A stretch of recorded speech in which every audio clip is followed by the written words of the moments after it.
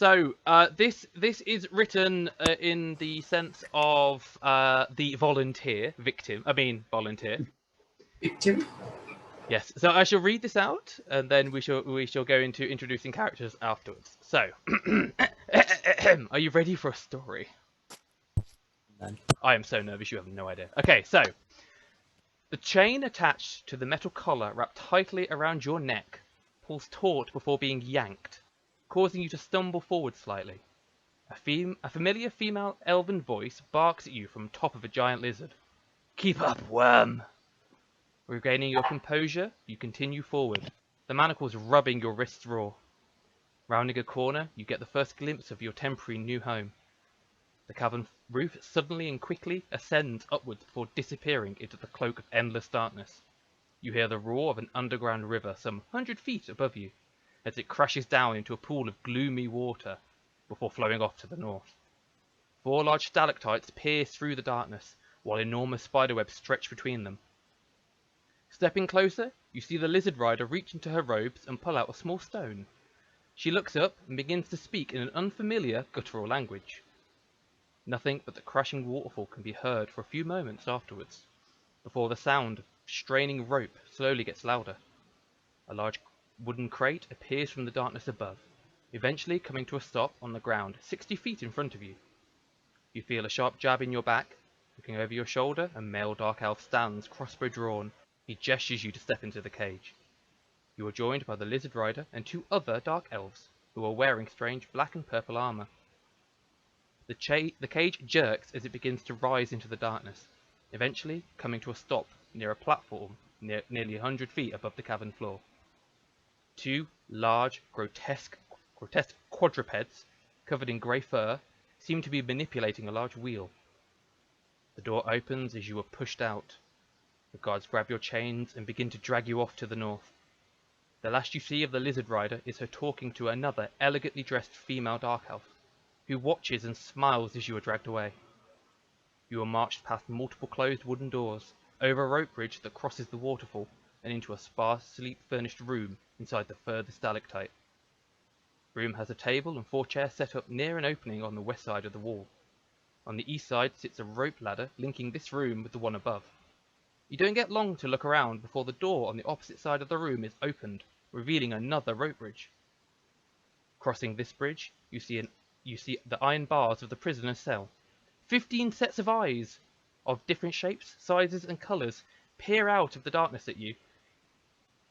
The iron door is opened, and you are unceremoniously thrown into the cell. As the door slams shut, one of the guards bellows, "You will best to prove yourselves worthwhile slaves, or you will become sacrifices to the great goddess Loth." Grinning to themselves, seeming to enjoy your carceration, the guards leave. So, Aya, can you please describe your character? Okay, so you see a Tabaxi. She's a bit different than any Tabaxis people have usually see. She's mainly slightly white in color, with splotches of browns and black around her eyes and her neck and stuff like that. On her ears are 2 different sets of colors. This side is the one that's brown, and this side is the one that's white. She's like a calico, so she's a calico tabaxi. I believe she's in slave garbs because her things are taken away. She does you don't see her claws. Her claws are normally unsheathed, I would say, especially in this situation. She's smaller built. She's not too tall. She's about 4'7", I think. I can't remember what I put her as.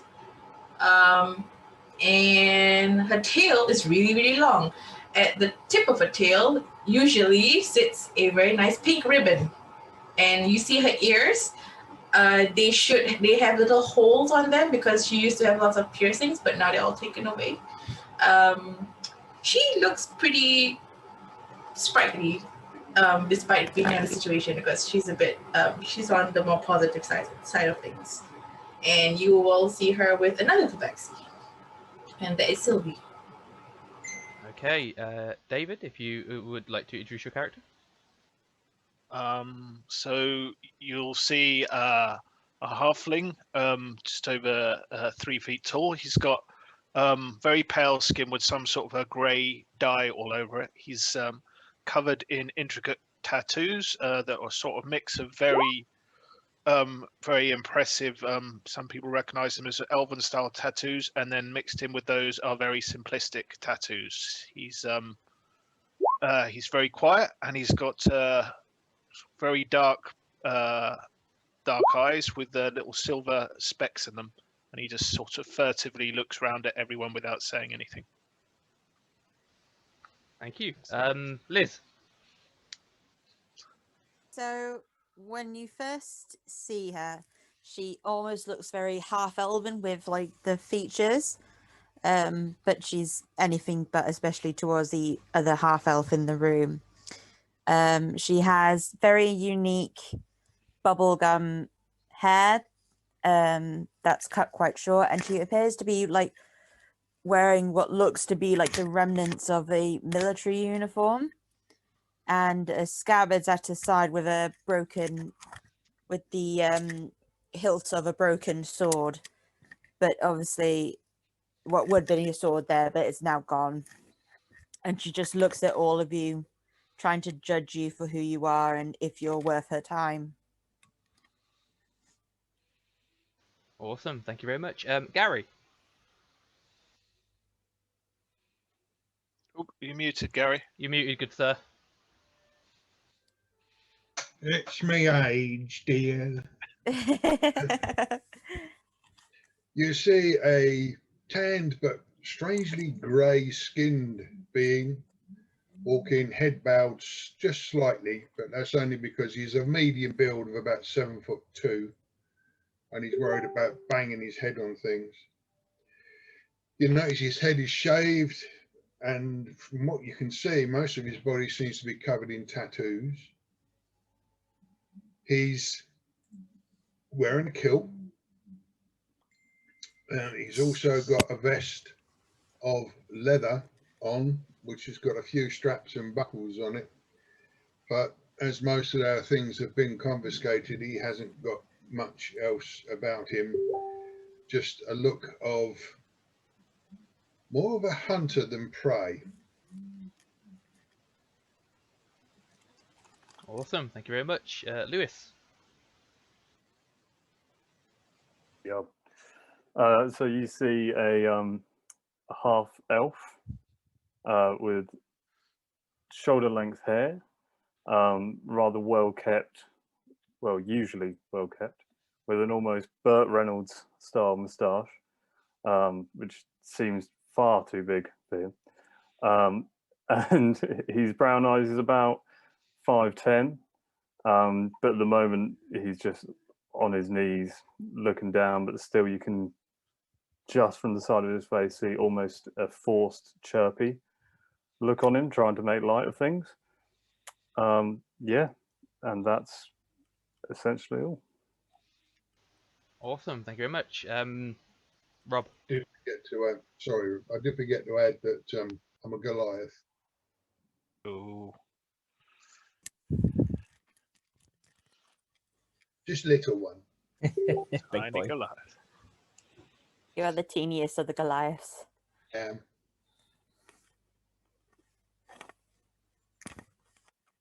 Rob's turn, was it? Yes, Oh, please. sorry, That's didn't right. even hear you there. So, Rathir is the other Tabaxi that Sylvie mentioned. He is 6 feet tall, quite lithe, lean-looking. He's got these. If to be compare it to a cat, he looks more like a Maine Coon cat. Black fur, quite kind of luscious, dark, quite young. But he's got these premature tufts of grey on his fur, a few nicks and scrapes on his arms and face. They don't look fresh, look quite old. He's got these bright yellow eyes, and if they haven't taken it, he has a brass piercing on his left ear, which is just this bar that comes down the inside of his ear that's got a few little intricate sort of etchings in it. Yeah, nothing out of the ordinary, but He's just taking his time, kind of eyeing round everyone and trying to keep Sylvie close to him. Awesome, thank you very much. And Stu.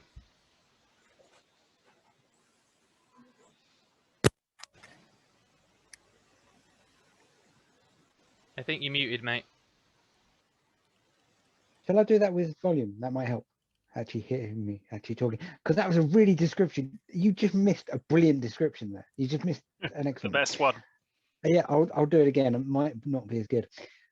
You see a 6'1" tall wood elf with, it's not long hair, but sort of shoulder length, nicely brushed back. It's like a reddish brown. Think Ronald Weasley sort of colour. He is sitting on the floor, and he's not really making eye contact with everyone. He's just basically, it's almost like he's daydreaming.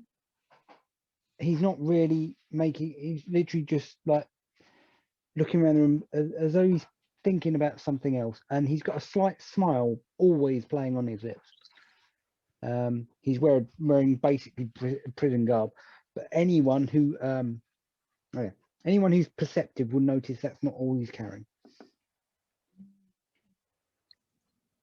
Cool. Thank you. So I shall now move you over to the map, and you'll need to zoom out because it is a pretty big map, but I will ping on where you need to place your tokens because there are some more people in there with you. I'll change my color because if I do that, you won't see me. Right.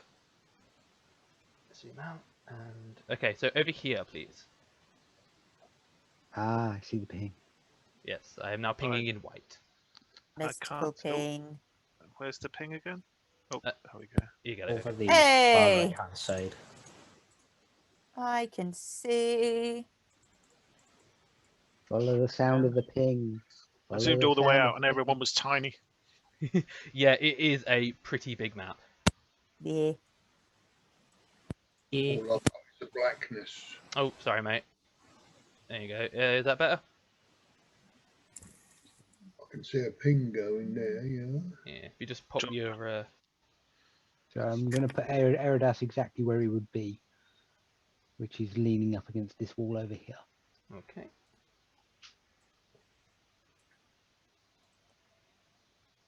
The problem is I can't find my.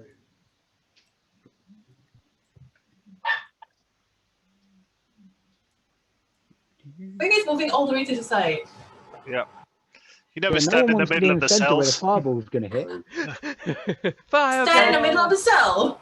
There are two rules to being in the cell. One, you don't stand in the middle, and two, you do not drop the soap. You all need to be risk takers. I know The reason I people don't don't stand in the have- middle of the cells is because they get clawed. I know I don't have mate. dark vision, but I can't see a bloody thing. Hang on, let me see if I can help you. Okay. Does there need to be a torch or something in it? Can you see your token now? I'll try and zoom in. If it helps, where you're looking is on the right-hand side of the big black thing. Yeah. So I go think to I the just right. moved Not... Yeah, there you go. Right. Okay. There you go. Awesome. So, in the cell with you seem to be 10 other prisoners. So, carved into the cavern wall is a dank, irregular-shaped alcove about 60 foot long and 40 foot wide. An assortment of individuals sit around in chains. Some are desperately trying to avoid making eye contact with anybody, while others have grouped together in various places. Small green glowing fungi grow a few feet up, throwing a dim light into the chamber. Okay, so let's move that there. So I did give me what's happening. So over here. Two small dark-skinned gnomes are huddled together in a small nook in the northern wall. One has masculine features, a tuft of black hair on his head, and is slightly smaller.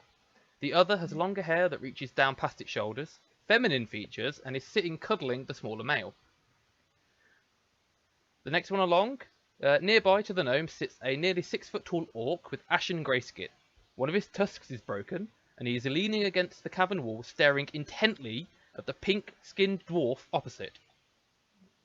Beside him, a strange small humanoid, the size of the gnomes but a little bit bigger, sits with his legs crossed, twiddling his fingers and thumbs, muttering in an unfamiliar language. Ooh, yep. He has a long, matted but strangely well-kept white beard and moustache, but is almost bald on top.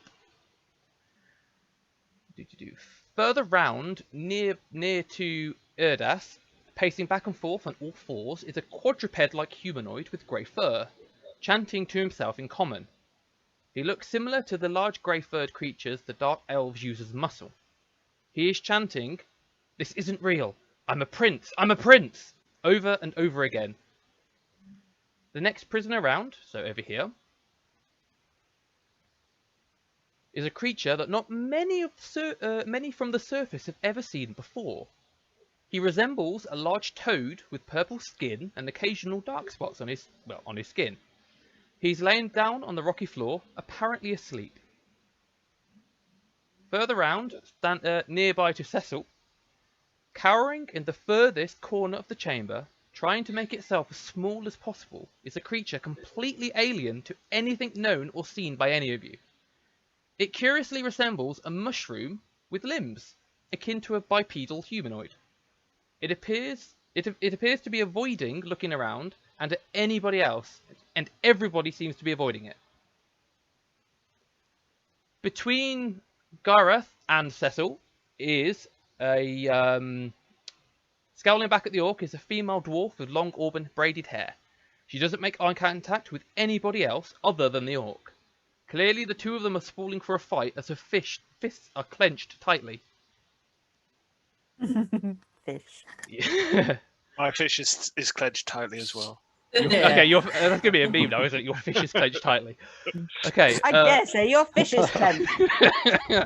I hate you all. I'm going to let go of No, my you're doing a fish good because it's job, starting mate. to hurt. Crack on. Further round, a third bald male, dark-skinned gnome rests near the south wall. His arms are crossed, and he seems to be deep in thought. Finally, nearby to Speck, is a dark elf who is scowling at everybody else in the chamber. Like them, he is chained and restrained. His demeanour is off-putting and encroaching on hostile. He looks like he's a dark elf himself. So that is who is around you. Oh, And the dog. and you can hear the woofing of a small canine in the distance. That's But you make mushroom me type so many things. Oh my god. I did say there would be a lot right at the beginning. Okay, so you're free to do what you want, and I completely forgot to turn the music on, so I'll do that right now. I really want to. Can I? It might have been a bit loud. Yeah. Yeah, I'll turn it down a bit on my end as well. Yeah, turning it down on the...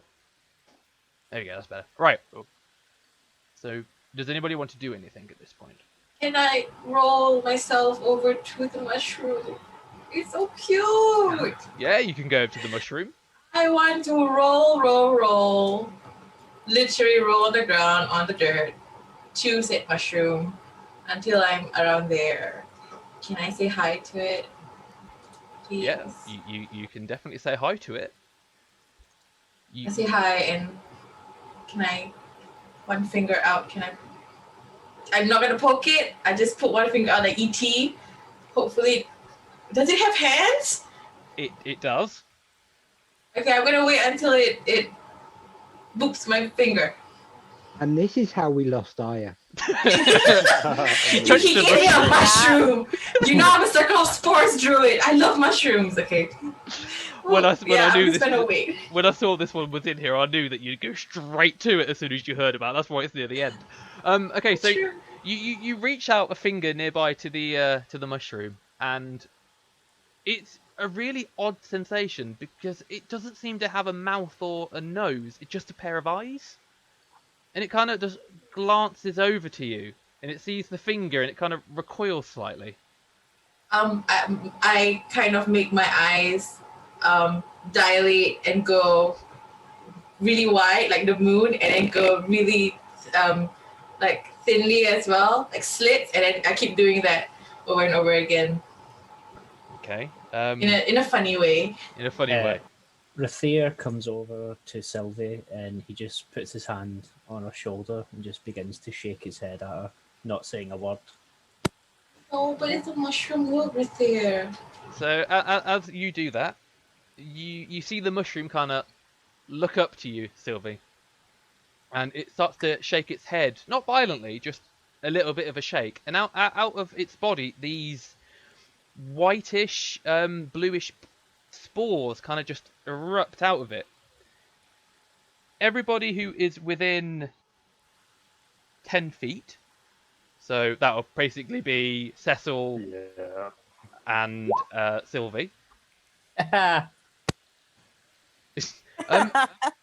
two of you hear in your head a very strange sound. It almost sounds like speech. Is this small? No, not my fish. Thanks. This small this small creature kind of says in your head, "Hi, hi." What the bloody hell is that? It speaks! Can you hear it? I'm whispering, by the way. No, this one cannot hear what you hear, and he gives it. His pupil's going to go slits, and he gives her this rather strange look, as if she's going mental already. Oh, it's okay. I think it's friendly. Hi! I'm Sylvie. What's your name? I'm Stool. Still, that's awesome. I knew the first character you'd meet would be Stool. I just knew it. Great, terrible name for many reasons. Well, list a few of those reasons. Stool is another name for bodily excretions of the lower end. I thought that'd be the first one. Don't walk past him, will you? Because then you'll be passing a stool. Oh my god. Oh dear God! Let's not let this degrade. Yeah, let's not. Let's not. I retract my hand and I'm still smiling at it, and I say, Stool is such a weird name, but my name's pretty weird in different languages too. Okay, I'm not gonna bother you. If you need any help, I'm Sylvie. And then I rolled back to wherever I was. Are you doing cartwheels, or are you just rolling on the floor? No, I'm just rolling on the floor. So everybody's watching this Tabaxi just roll on the floor in the rock, the pebbles and dust, just rolling around on the floor. As you do. Erdas will lean to the thing next to him, going, "This is all a dream. This is all a dream," and point to the Tabaxi rolling from. "You're dreaming that? You're weird." The grey creature kind of looks over to you and goes, "Well, this isn't. I'm a prince. This is not my form. I've been cursed, definitely." If you're a prince, I'm your fairy godmother. Let us get out of here. Well, okay. I've never come across a what is what did you say, a fairy god motor? Mother. Okay. Have you never read children's stories as a child? Well, clearly I have, but they never have a term. But fairy god motor, mother. Mother. Very good. I'm obviously going to have to teach you a lot of things. So where are you from?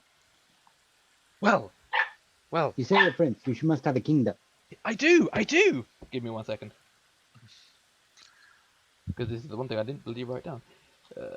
Lizzie, come back. Why do they always put long names that I can never pronounce? Right. He goes, I am Prince Derendil of the king of the kingdom of Rindenvir. I have no idea what that is, but hell. And this is not my true form. I'm actually a sun elf. You're an elf. Yes, but he does not look like an elf. He looks like one of the grey things that are outside the Drow Keeper's muscle. Erdas will say in Sylvan, "Is this true?" Responds, he's like, yes. So you understand what I'm saying, do now? Yes. Good. Okay. DM, I will say that as I'm rolling on the floor just now, I am looking at the ceiling to see what's up there.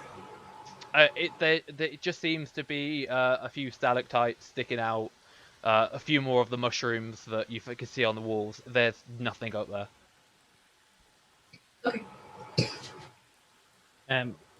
Just for sort of clarification, where I'm stood now at the sort of entrance to the cell, is it bars or is it like it is bars or is it a solid sort of metal door? No, it's bars. There's a hinge on near the middle, which means it can be opened like a door, but the rest of it is all bars, so you can see through it.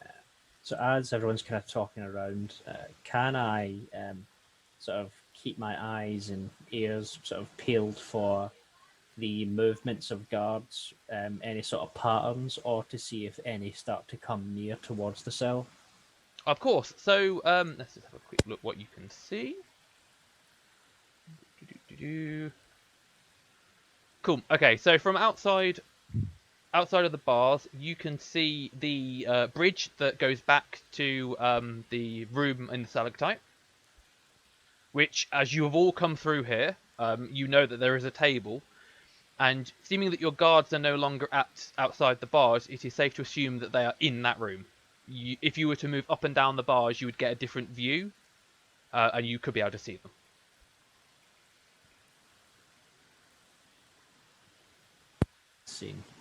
I can see them.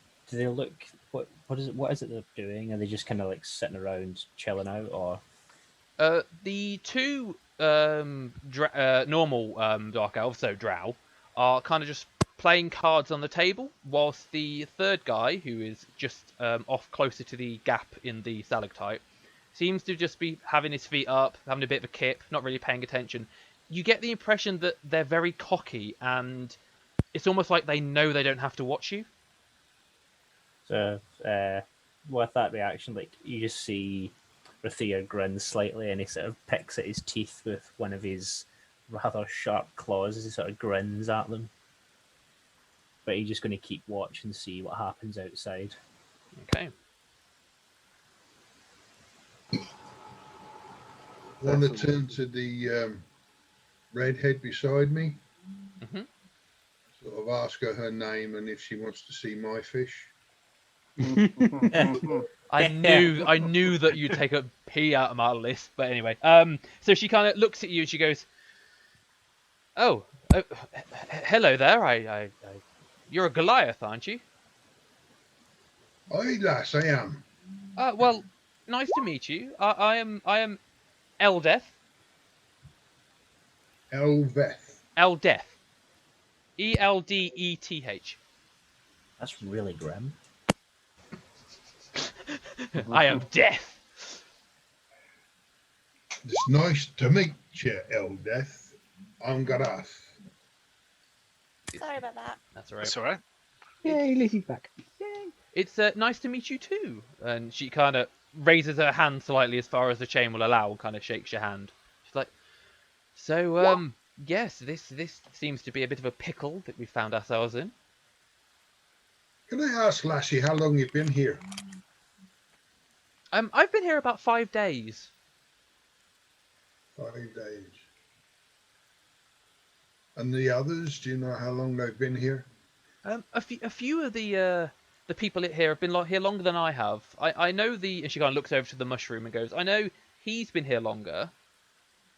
I know the two cat people have been here longer than I have, and I think and she kind of points over to the two the deep gnomes that are over in the distance cuddling. She goes, "I think they've been here longer than me, but the rest of these guys came after." Do you have any idea what goes on? Oh well, occasionally we are split into groups and taken to do menial tasks. Sometimes for their enjoyment. I mean, as much fun as it was, I don't really wish to empty their toilets again. So menial labour.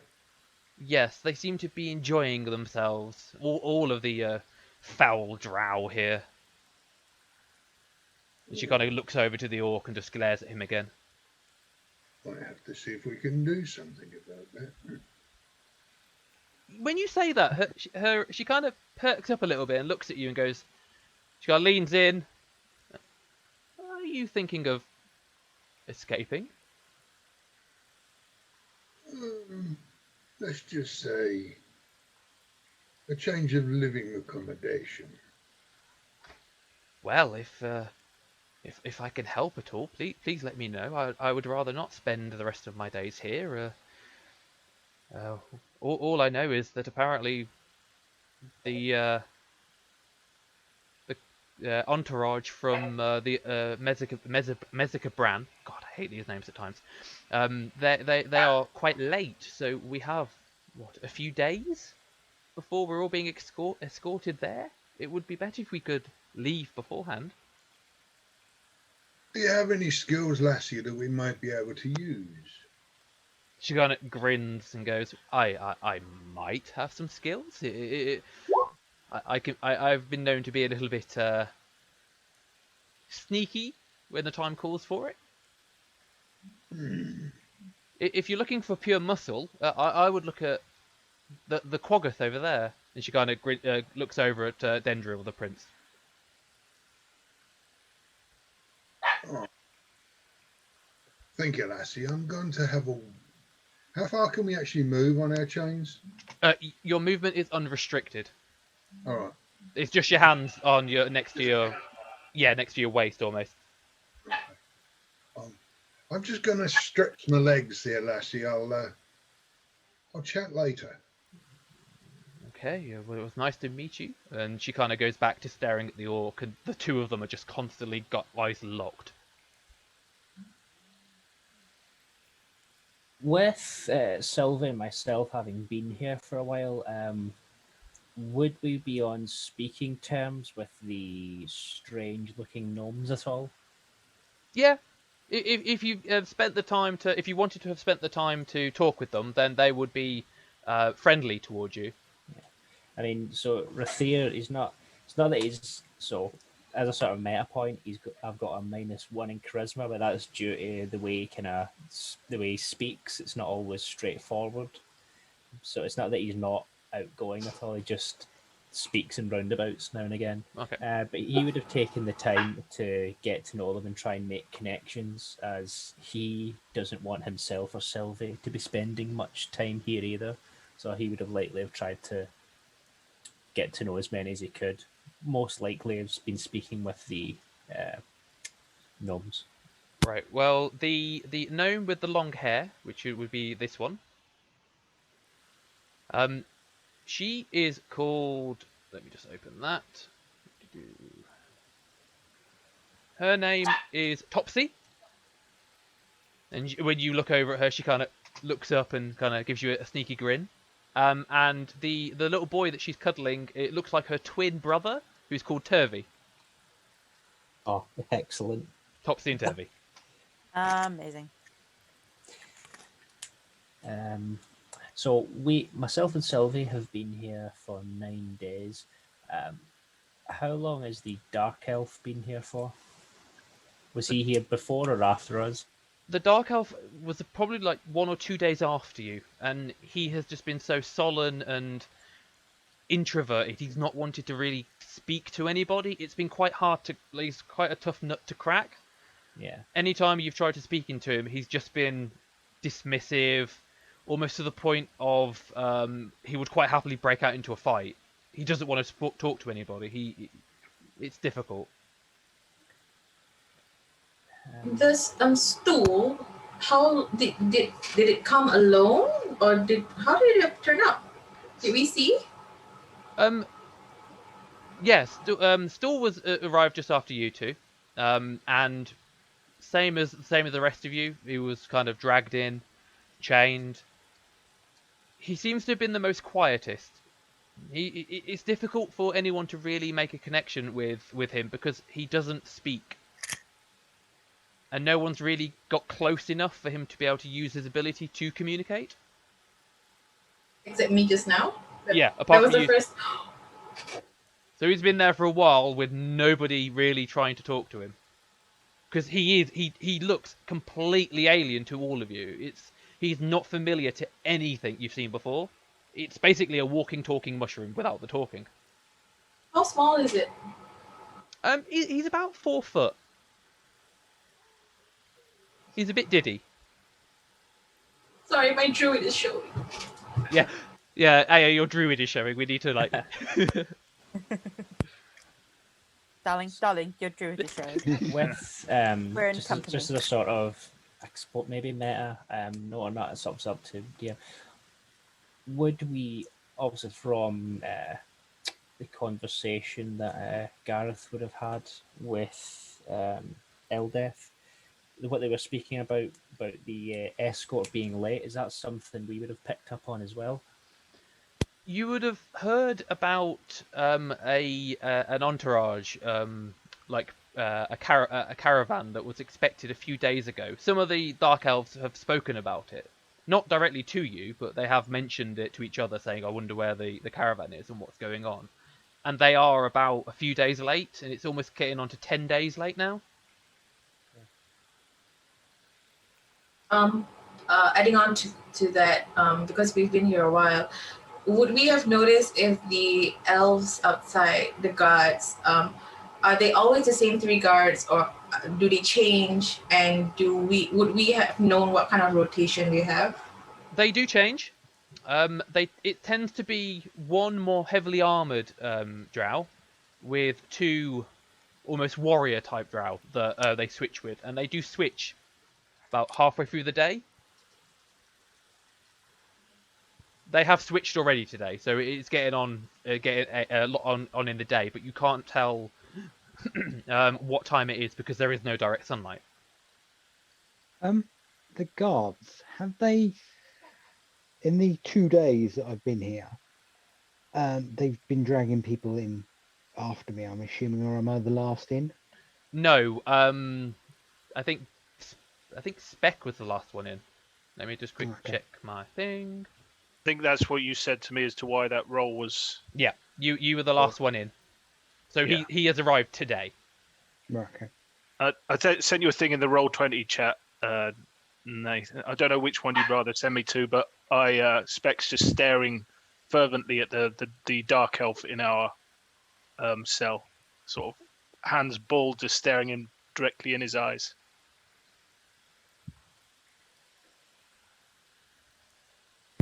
Everybody chatting, Gareth would like to have a wander around and have an investigation, see if he can find anything of any use here. I know he's been here 3 days and he's probably done this circuit about umpteen times, but things get brought in, moved around.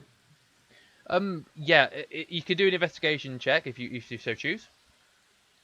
Okay. Right. Erdas will move into the center room and just say, so who has been here in the longest then? I'm going to run a book. Fair enough. Right, give me 1 second. I'll just resolve Gareth's thing, then do Speck, and then answer you. So, you wander around the room, well, the chamber. Takes you a while again. People kind of give you odd looks as you do so. This is like the 3rd, 4th time you've done this. You don't really find anything different apart from the mushrooms have grown slightly. That's about it. The only real thing that's changed. As for Speck, when you do that, one of the dark elves kind of, you see his head kind of twitch up, and he kind of turns around to look at you, shakes his head, and then goes back to what he's doing. He's almost like, did that just happen? He's unsure. Yeah, he's gonna keep doing it. Okay. Just over and over again. Okay, right. I'll resolve that again in a minute. And Erdas, what are you saying in the middle? Literally walks into and so who has been here the longest? I'm gonna start running a book to see who leaves first.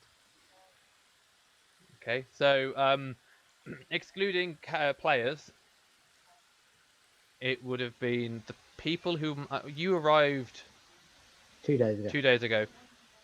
Basically, everyone turns around and goes, "I arrived 3 days ago." Someone else goes, "I arrived 5." Stool just ignores you completely because you're nowhere near him and you can't answer. The elf doesn't answer. Dwarf just kind of continually stares at the orc. You get the impression that whilst you are asking a general question to everybody, no one really is that chatty. Come on, we've got to do something to pass the time before we get taken out of here. And Rathir will pipe up, like, this one has been here for 9 days. In here. And my friend as well. so He you've will been here close 9 into the days. middle. I wish I had a pen to write this down, but I do not. So I'm going to pretend. And I walk over to the two Tabaxi and say, so I have a question. Has anyone in the time you've been in this room started a fight? No, not that I'm aware of since I have been here, but the thought has crossed my mind. Yeah, I probably punch people too, if not because I like it, but if people bully people, I might start a fight. No, I'm thinking, would the guards come in if you started a fight? Would we know if that would be the case? Would they come in to try and break up a disturbance? There hasn't really been any. Whilst you know that Eldrith and the orc are staring at each other innately and with their fists clenched. That you know that they want to do something. They hate each other. No one's done anything yet, so it's hard to see whether they would come in to stop the fight or whether just watch what goes on. I have. Can I? No, go ahead. I have a suggestion. We start a fight. They come in. We attack them. We take the keys. We get it. I think that we should get the little woman and the large tusked one to, duke it out, as they say. So you're suggesting we go over to her and tell her that he is being saying rude things behind her back? No. Rathir believes that you should bring both parties on board. Ah. Cecil will just pipe up, clearly eavesdropping. I've been here for 8 bloody days, and that sounds like a fantastic idea. As you guys are talking, you see Sylvie reach out to the stool again, and she says, "Hey, stool, you want to see a trick?" Stool kind of shakes a little bit, and more of these spores come off, and you hear him go, What's a trick?" I run to the wall and I do like a backflip just to entertain the cute little mushroom. Okay, do an acrobatics. Okay. No. I'm wishing. I'm wishing for an actual one. Oh, What is that? Not for us.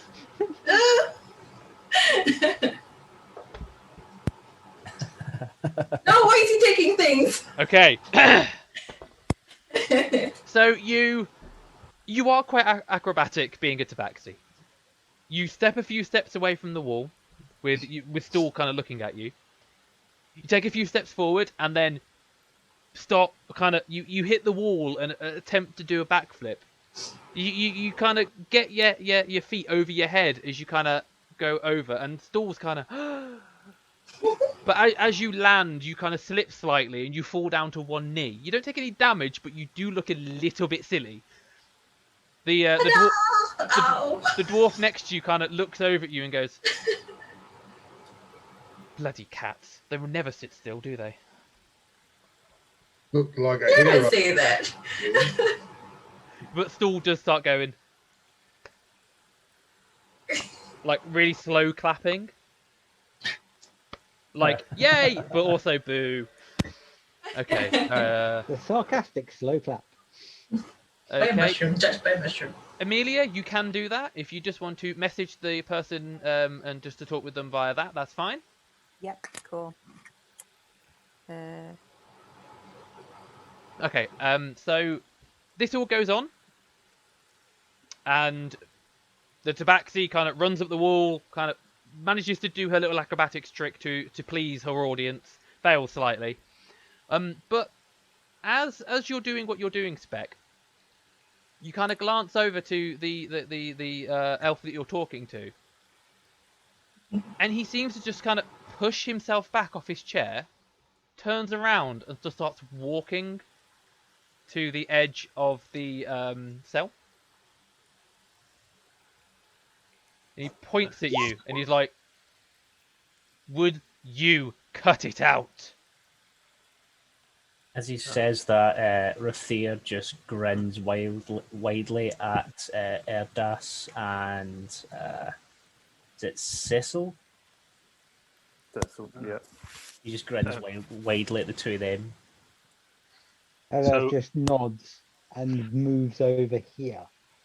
So Speck's sort of got his fists balled up and he's staring him straight in the eyes, just doing it over and over and over again, incessantly, like a nagging little child. Okay then.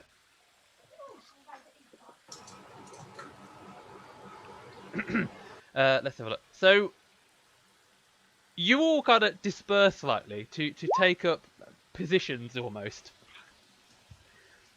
This drow kind of stares at Speck, who is doing what he's doing. He goes, "I told you to cut it out."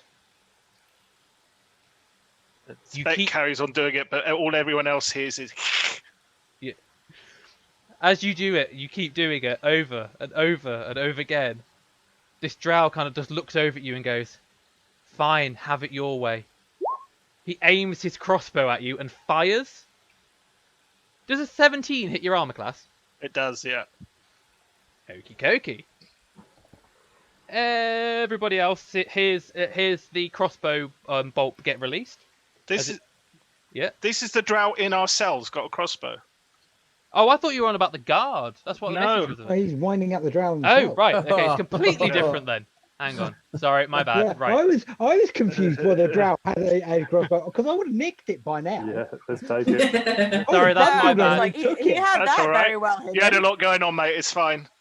I was trying to do the telepathy bit over PM just so other people wouldn't hear it. But basically, he's asking the drow over and over again in our cell why he's been taken. Repeating, why have you taken Speck over and over and over again in his head constantly? Oh, nagging that too. So, okay, it would go slightly differently because this guy clearly doesn't have a crossbow. Yeah. So, you're kind of constantly badgering this poor this drow who's sitting there. He kind of shakes his head and he looks up at you and looks down again, and you keep going and going and going and getting really winding him up to the point where he just stands, looks at you, and goes, "What the hell do you want from me?" Speck says the same thing but slower. I like Speck. Speck's fun. I like. He's got his little fist balled and he's just staring him in the face. He hasn't moved his eyes from the dark elf since it's been in the cell. Angry little halfling. No, he hates everybody. He kind of just looks over at you and goes, Have we lost? Who have we lost? Louis. Louis. Oh. Louis. Louis! "Louis!" Louis! Can we stop? Seriously, can we stop losing people? We've only been in the cell 5 minutes. Well, you never know. He found a way out.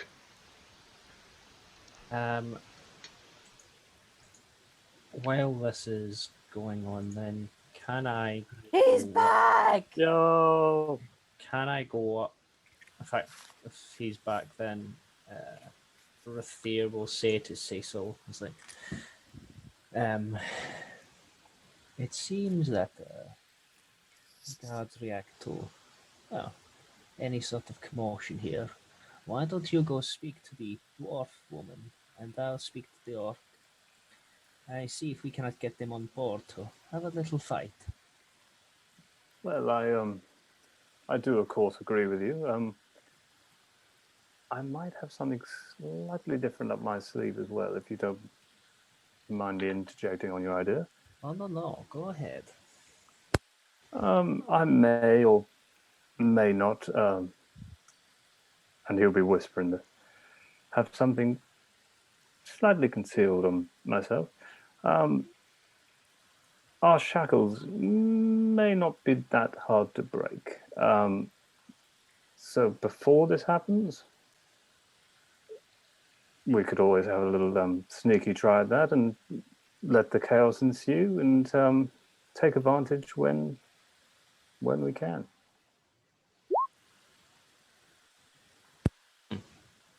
Fair enough. Where we will do that is another issue. I say for now, let's see if we can get some of the guards in here and see if we can overwhelm them. Of course. So where is the dwarvish? She is down here, standing next to the Tabaxi, the Sylvie. Okay. I will say that every time Rathir is not with me, I am constantly looking. If anybody is looking at him funny, or if people might want to shank him or something. I might look pretty innocent, but I'm constantly looking up. Every time you just kind of catch him looking at you because you're lying on your back on the ground, he's just like smirks at you and just shakes his head. Love it. I'll make my way up towards the orc. Okay. That's all. Go to the door. Could I, seeing that what they're trying to do, can I just go up to the bars and just start slamming my fist to be a distraction while they get the two on board? You're trying to make a bit of noise. Yeah. Yeah, just so like they can't, so the guards can't hear what the others are saying to the orc and the dwarf. Okay, yeah. Make me a sleight of hand check, and I'll say that you're kind of banging the manacles across the iron bars. Just being really annoying. Yeah. Being a dick. Oh, I think I'll start saying, "Oh, such a dick." Oh, such a penis. Go. Say. Why? Do the thing. Just do the thing. Just do. Stop being a penis. Either are. Talking about penises. Oh God. That's not how you should start a sentence. Segue. That is certainly a way to. Lifts the front of his kilt and just starts pissing out through the bar into the yard outside. Subtle. Like it. Great. Okay, so we've got one person who I'm still waiting for the check, but is trying to bang the manacles across the bars. Another one who's pissing between the bars of the cell. Fair enough. And you two are going to be talking. So once I see Amelia's rule, I shall. What happens when your internet goes out? You have to resync everything. Yeah, that can be quite annoying. Yeah. D&D beyond 20 sucks sometimes. When it works, it's great. It's just Yeah. when it doesn't work, it's an arsehole. Such is life. That's life. That's what people say. Okay, so so as Speck, you're continuously harassing this elf. Come on. He's like, I don't know why I'm in here. Well, maybe I do. They said I murdered somebody, but I don't remember doing that.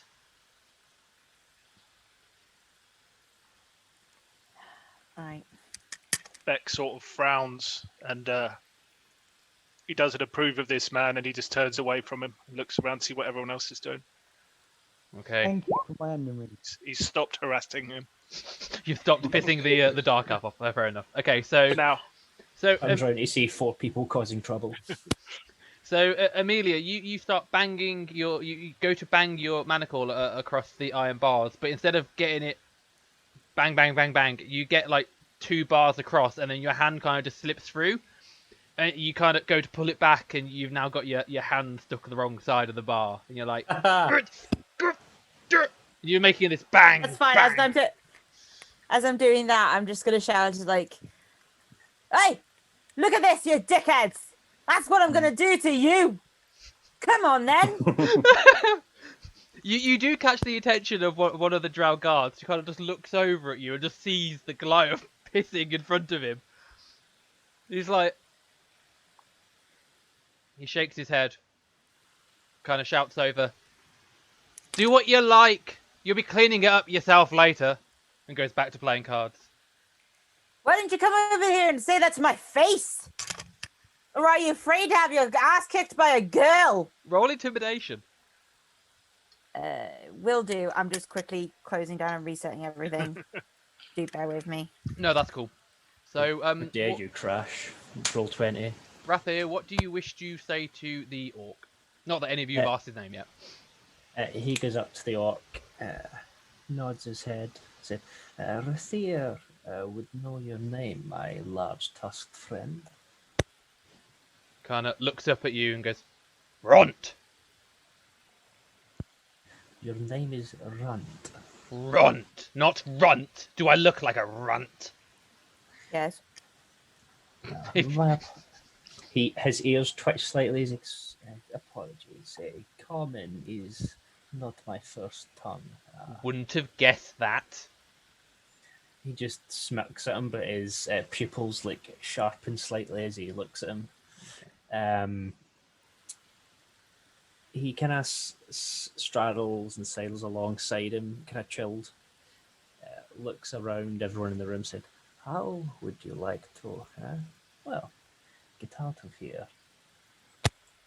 For the first time since being here, and he's not been out of the, when he hasn't been out of the cell, he's not let his eyes leave the dwarf. As soon as you say that, he kind of just his head snaps to you, looks at you and goes, "Ront wouldn't mind getting out of here." Can you put his name in the chat? Yes, just of course.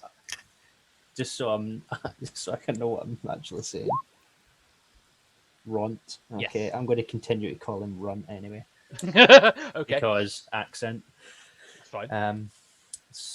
So, I see you and the little dwarf woman have problems, yes? This one thinks you can cause a distraction. Bring the guards in, have a little scuffle, and we can take them all as a group. Get out of here. Runt. He kind of growls to you slightly and goes, "I could, but she wouldn't live."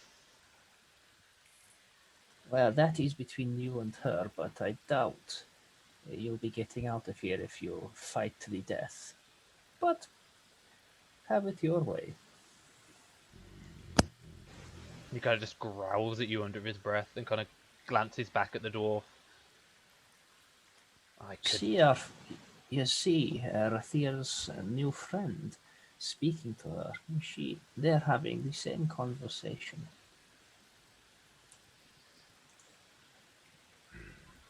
"I might not be able to not kill her.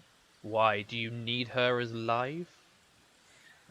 The more of us there are, the easier it will be to escape, to hike our way from here, no? "I don't travel with a filthy dwarf." Unfortunately, Ront, you may not have a choice. You either leave here with the dwarf, or we all remain stuck here. Rathir does not like being in cages. "And you think I do?" This one thinks you would tame your brutality for but a moment. He kind of snarls at you slightly. "I am an orc. Bloodlust is fun." Well, I'm sure you can kill as many guards as you like as soon as you escape. For the first time in a long time, you see him kind of smile, and you see his other tooth, and it's broken, completely sheared off. And he kind of grins at you. He's like, "Killing an elf would be fun." Rathir kind of looks around the room at these other elves that are in here, and he's like, just the bad ones. Again, he kind of grins at you and kind of winks and goes, "Just the bad elf." Yes. There are, I believe, 3 pigs outside. So, you think you can cause enough of a ruckus to get all 3 in here? Maybe. But these ain't gonna help. And he kind of starts jangling his chains a little bit. Looking at the chains, do I believe that my claws or my claws could fit into sort of attempt to lockpick, or my concealed item may be able to sort of bend the chains to give him a bit more maneuverability?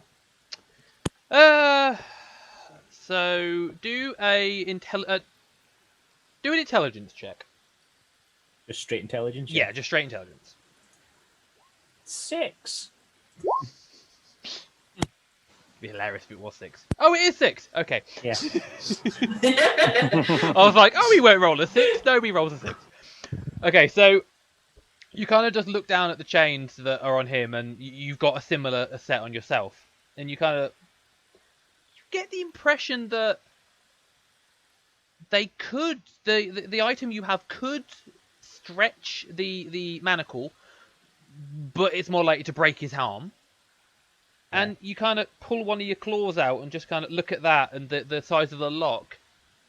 You might be able to fit it in, but you're very unsure. It's not something that you're practiced in. No. Yeah, it's not his forte. Well, actually, I mean, he is, well, from it, he is like proficient with thieves' tools, but he's not really used his claws for such things very much. So he's not. If you could, sure. you think if you could find items that are small enough that could act like lockpicks, then there's a potential chance that you might be, because you are skilled with them, you might be able to make yourself a makeshift pair of thieves' tools just to try and open them. Yeah. But you get the gist that if you press too hard on them, if you were to find anything, they could just break. Yeah. With that, as he's kind of went through it, he's like, well, let's have a little bet then. See who can do the most damage with the restraints. And I'll have a little present for you when we get out of here. He kind of grins at you like, I can do that. I'm just going to quickly jump back over to Amelia because I see your intimidation check. So you're kind of banging away, and you say what you said, still with Gareth taking the piss, quite literally. The drow who addressed you kind of looks over, and he goes, "Without your book, you're worthless. I wouldn't antagonize me. You wouldn't win." I just lean my If I face had like done to the bars and I just go, I don't need a book to put you in your place, worm. If they would, he kind of snarls back at you, and then kind of gets up. You get the impression that he's coming to you. He walks with purpose. He gets as far as the beginning of the bridge. Stares at you innately for a second, and then slams the door in your face.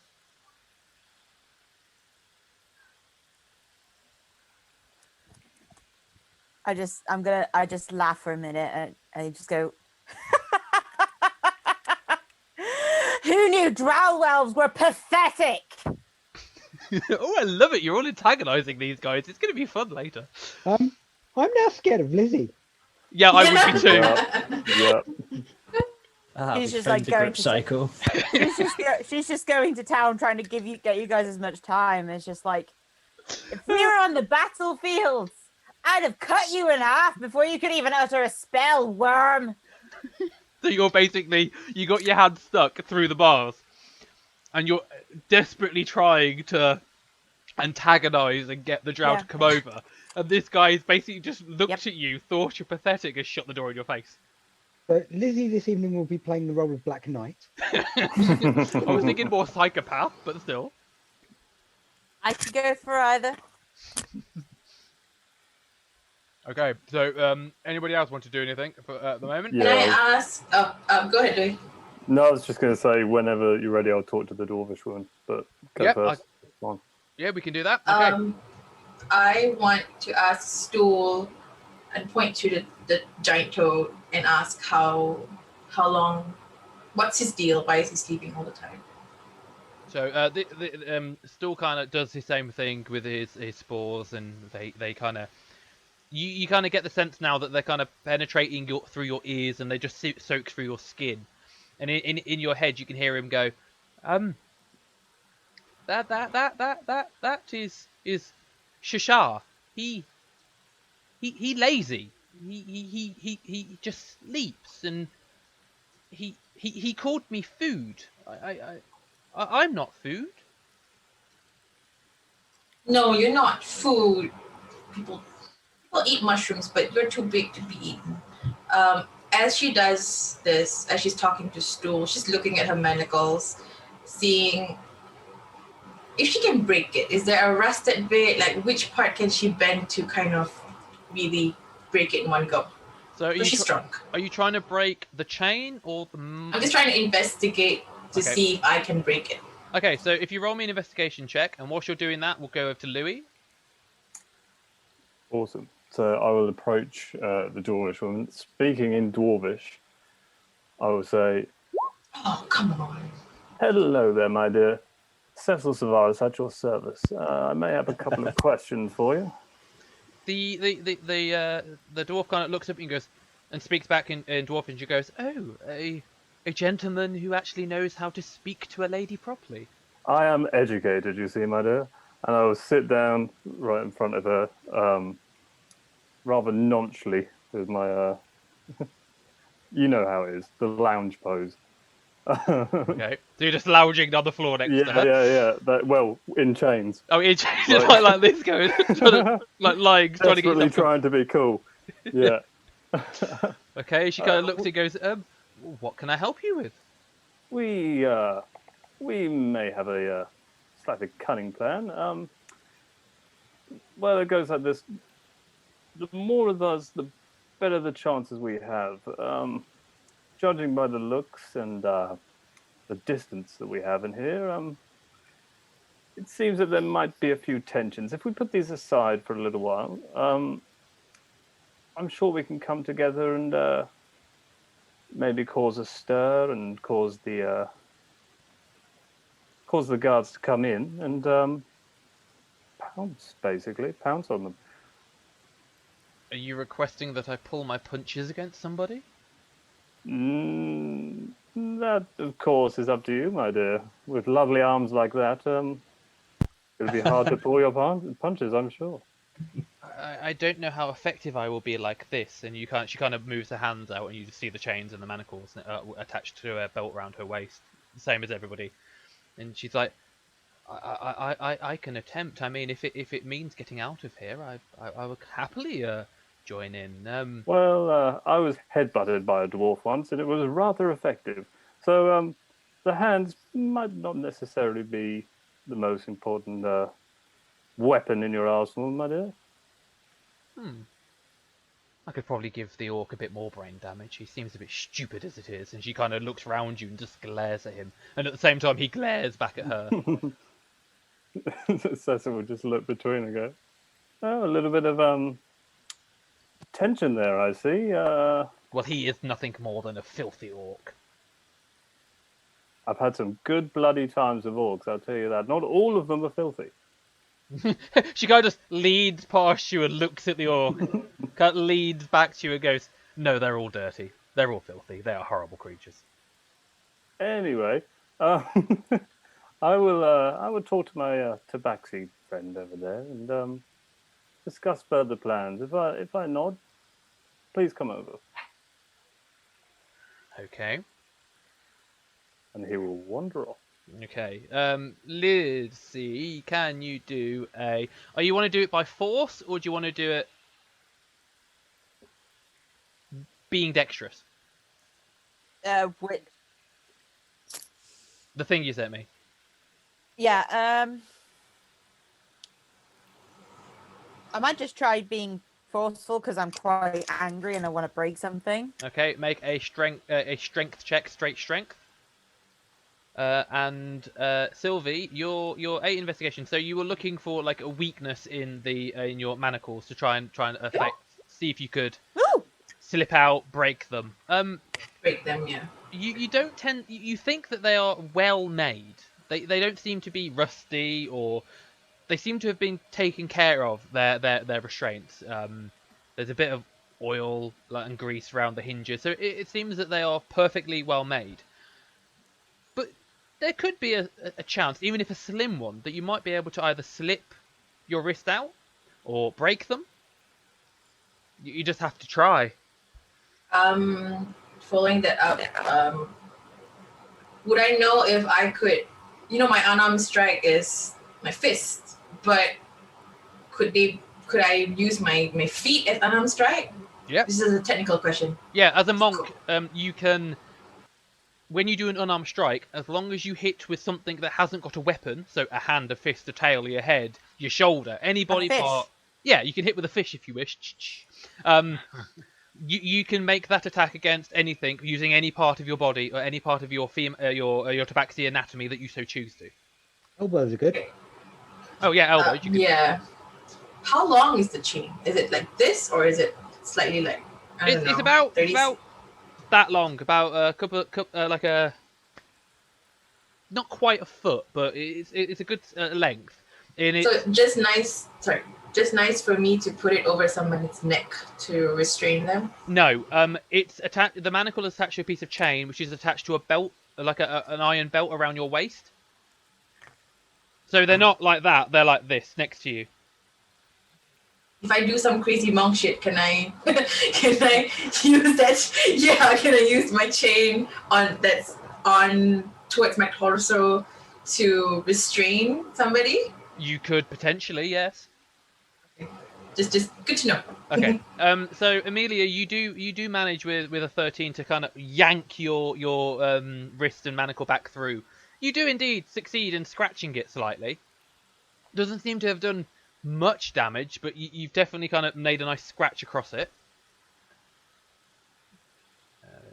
To make sure I haven't missed anybody. I want to do something and I know it's going to be really stupid and it's going to hurt me more than it's going to... But I still want to try and do it at the same time. That's always sensible. Yeah. Does Gary or anybody else have anything they want to ask, do at this point? I'm not quite finished peeing yet, but I've been standing there and having a thought. I've stopped. I'm having a thought. And I want to look around at any of the people here and see if they've got some material on them, like leather, say a good cotton, but that can be put into strips. Make an investigation check, please. Oh. Yes, I did see that, Stu. Because it would take me forever just to write back. That's what I'm just saying. At 20. Oh. Nice. So, you do notice that the elf, the dwarf, the toad-like creature, they all seem to have like part of their clothing, like a leather strap. And you do notice that Topsy and Turvy, they do have their outfit seems to be made from woven threads that are very unfamiliar to you, because obviously they are from the underground and you are not. But it does look cottony in nature. And you can also guess that the Dark Elf, Sarith, his outfit looks quite ornate and regal. So he might have been someone of importance, but his outfit might give you the cloth that you need if you were to ask or just take it. Got a question about these bars. Are they, as they look in the picture, or are they just like normal prison type bars? Yes, they are normal prison type bars. Erdas, Yes or no? I will say no, Right. just because of it's an entire piece. I'd also like to have a look around and see if there is something along the lines of a broom handle, a piece of wood that's roughly about 18 inches, 2 foot long. Anywhere sort of within reach, just outside, or with somewhere in the room in the shadow. So even though you roll a natural 20, and normally it say yes, you find whatever you want. Unfortunately, you are still in the cell, and there is practically nothing other than the 16 of you in this room. 17, 16, 17 of you in this room. It's odd because it's a prison cell. There's not going to be there aren't even beds. You're expected to sleep on the floor. It's not comfortable at all, and there's nothing really. The only pieces of wood that you can see would be the 2 torches that are on either side of the gate that leads out. So 2 torches are lit in sconces that are just blazing slightly on either side of the edge of the bars. But that's the only really piece of wood you can see. And are they reachable? You could reach your arm through and attempt to grab one. You do notice that there are 2 people. You notice this because of the natural bloody 20. You notice that 2 people seem to be hiding items on their person, which is slightly leaving a slight indent underneath their clothing. Those 2 people are Rathir and Erdas. The item that Erdas is concealing is actually up his sleeve, and it's basically resting along his forearm. Yeah. Okay, I want to wander over and have a chat with. I'll start with Rathir first and just have a chat. Just tell them what I've got in mind, and see if they can perhaps help out. Okay. Erdas, to answer your question, it seems to be solidly made, but it is slightly rusty and broken on one end. I'm trying to psychically ask the question. I'm going to see if you get it. Could it be used the way I'm thinking it could be used? I'm thinking put in and twist. Yeah, you think it might be able to work that way, but it might damage you in the process.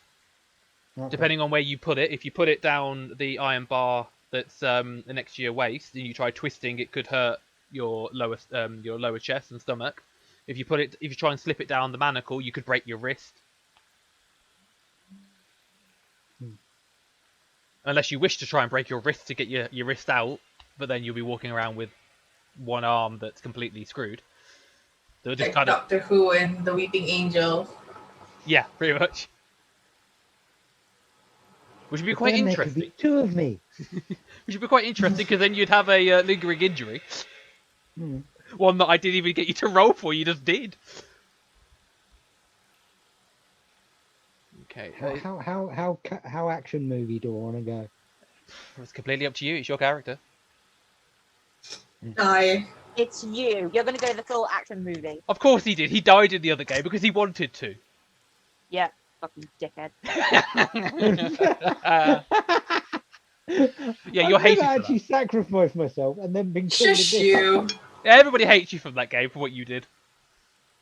Yeah, don't get me wrong. I love you, but I fucking hate you. I saved another character's life. What can I say? You're still an arsehole for making me cry. Completely. Is there anything anybody else wants to do whilst Erdas is thinking? Can I just survey the room and see if anyone in their clothing or hair have any pins or any thin bits of metal at all? You can do an investigation check for me. Gharath, if you wish to do that, then by all means describe how you do it and tell me what trick you're using. Well, I go up to one of the two that I suspect has got something on them hidden, and Which one? just it's a Garath, and it's a Rathir, and I sort of just comment on the fact that I gather you're trying to find a way out. I have an idea, but depends on whether yours works or not. But there is a very old trick of using leverage, some cloth, and some piss that will enable us to bend the bars. Rathir is aware of such a plan. My sister, once my sister Harriet, she once tried the same thing, escaping from the cells in Port Nyanzaro. It takes a little while, but it might be something that's worth trying if what you've got in mind doesn't work. I want out of here. Yes, we all do, friend. I think I may have an item that will be of more use to you. And he sort of arches his head over towards his back. We'd see the sort of bulge where he has that bar. You can see the whole time he's been trying to waves his tail is around the same area to try and distract from the shape in his back. Okay. Cool. So it's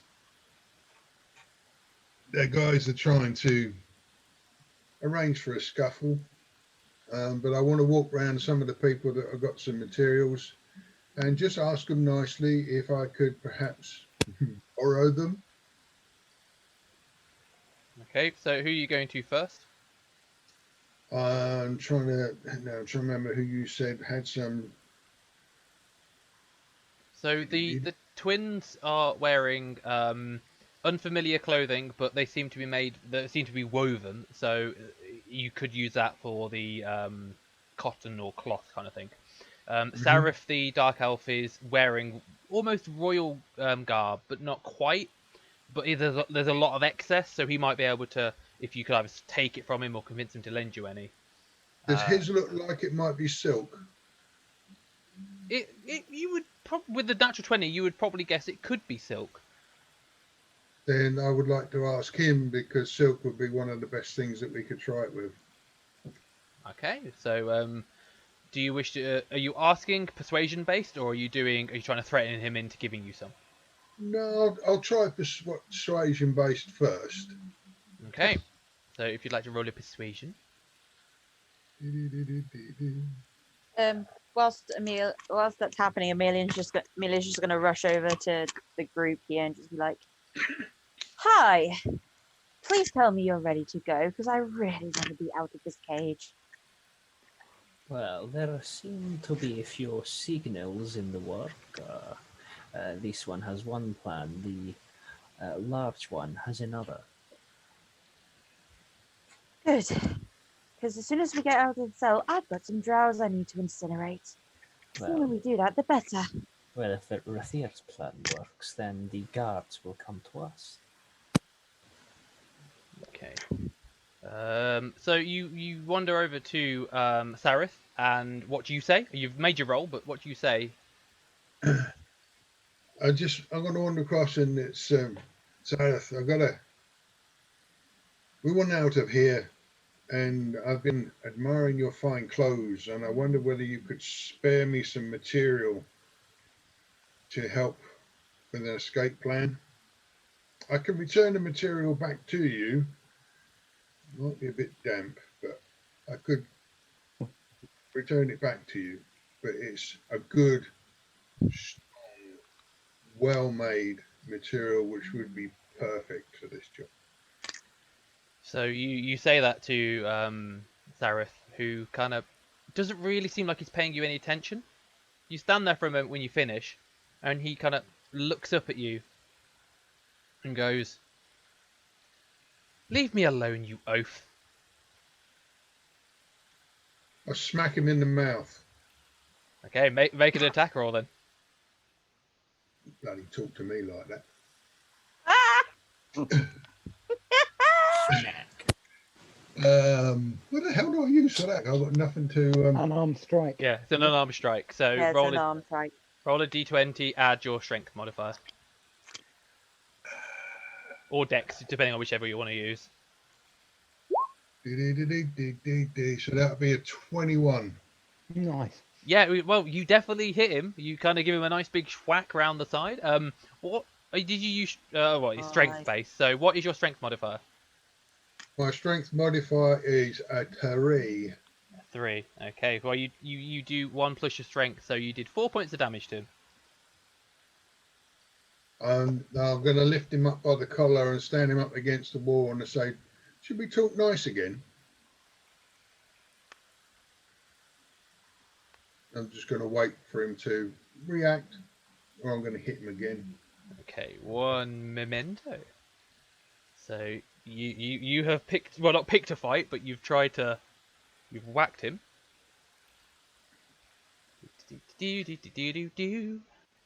Gotta love crazy people. Okay, so you kind of you pick him up, hold him against the wall, expecting him to like start talking, and instead, as you glance at him, you see his eyes, the pupils, just kind of get really big, and his entire eye turns black. And as you kind of look at him, confused on what's going on, this aura of blackness just seems to encroach around him. You're currently holding him, but you can't see him. You and everybody else who in the room realizes that there is a magical darkness that has emanated from Sareth, 15 feet. And you hear him go, "I don't like being touched, oaf." So, to all intensive purposes, Gharath is about there. You see the gnome to the deep gnome nearby kind of just shuffles across the wall slightly, and he appears outside of the darkness. And Speck, this darkness kind of comes up right up to you, and you can't see anything either. I lean into what I can't see, not intimidated at all, and just in a low growl, just say, "Do you want out of here? Or do you want to stay? Because either can happen." I would prefer out, but I don't like being spoken to by oafs like you. I don't be like. I don't be like. I don't be like. I don't be like. Don't be like that. Don't be like. Go all country when I'm angry. Love it. Gone full darling buds of May. Oh God. Don't be like me calling me a spurrio, and don't you call me that. And I'm almost attempted to set the bastard on fire. Do it, it'd be funny. Just kill the prisoners yourselves. And why not? I want to Sounds like a plan to me. warming up my hand as it's still grabbed him by the throat, and just start warming up my hand and say, "Would you? I don't want to be like this, but I'm just asking you for a favor. Would you lend me some of your cloth, or should we just spend the rest of the night or day? It's dark in here, arguing about it. We could get out." Make a persuasion with advantage. Persuasion with an advantage. Whilst you're doing that, Rathir, you're being the one with the highest passive perception, you instantly hear almost like a door handle being moved, and you kind of glance over to where the guards are, and you see the door open. So I shall open the door. Aha.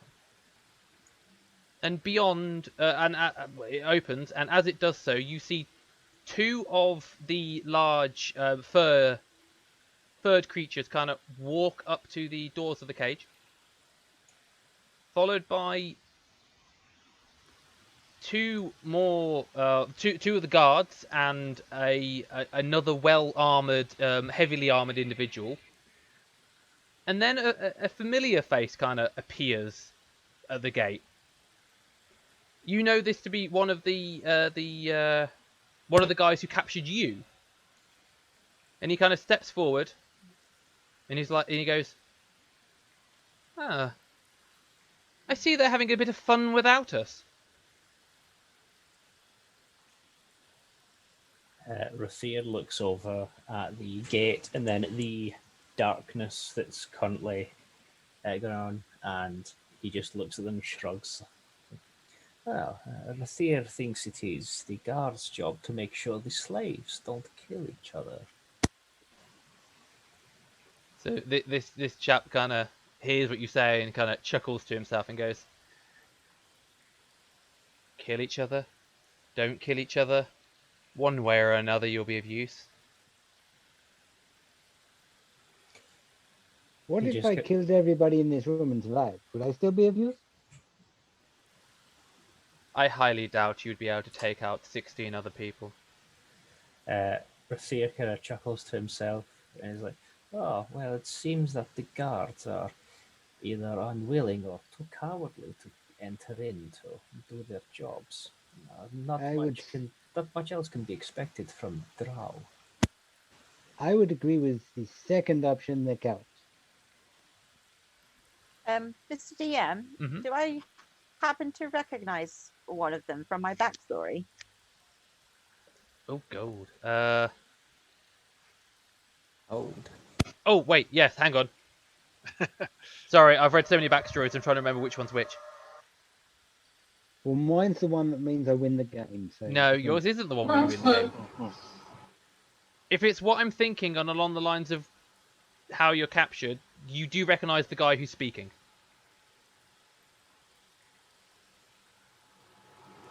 I just stare at him full on as just like, it's very typical of you then. Quite happy to stand aside. You two don't have the balls to do anything. Oh, my poor little wizard. Why would I need the balls when the 17 of you are stuck? DM. Mhm. Did I find anything with that investigation check? Oh, right. So you were looking for... Remind me? Any small metal strips or pins or anything in anyone's clothing or hair?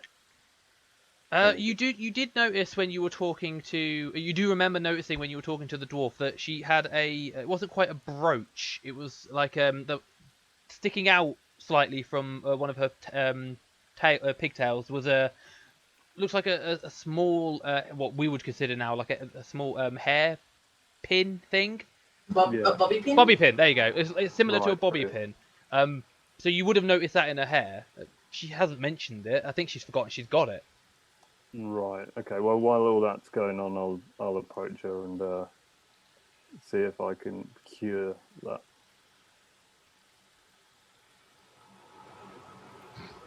I'm just still talking to the guy, just like, yeah, we're stuck in here. But you forget one very important thing. You trained me. I know everything about you.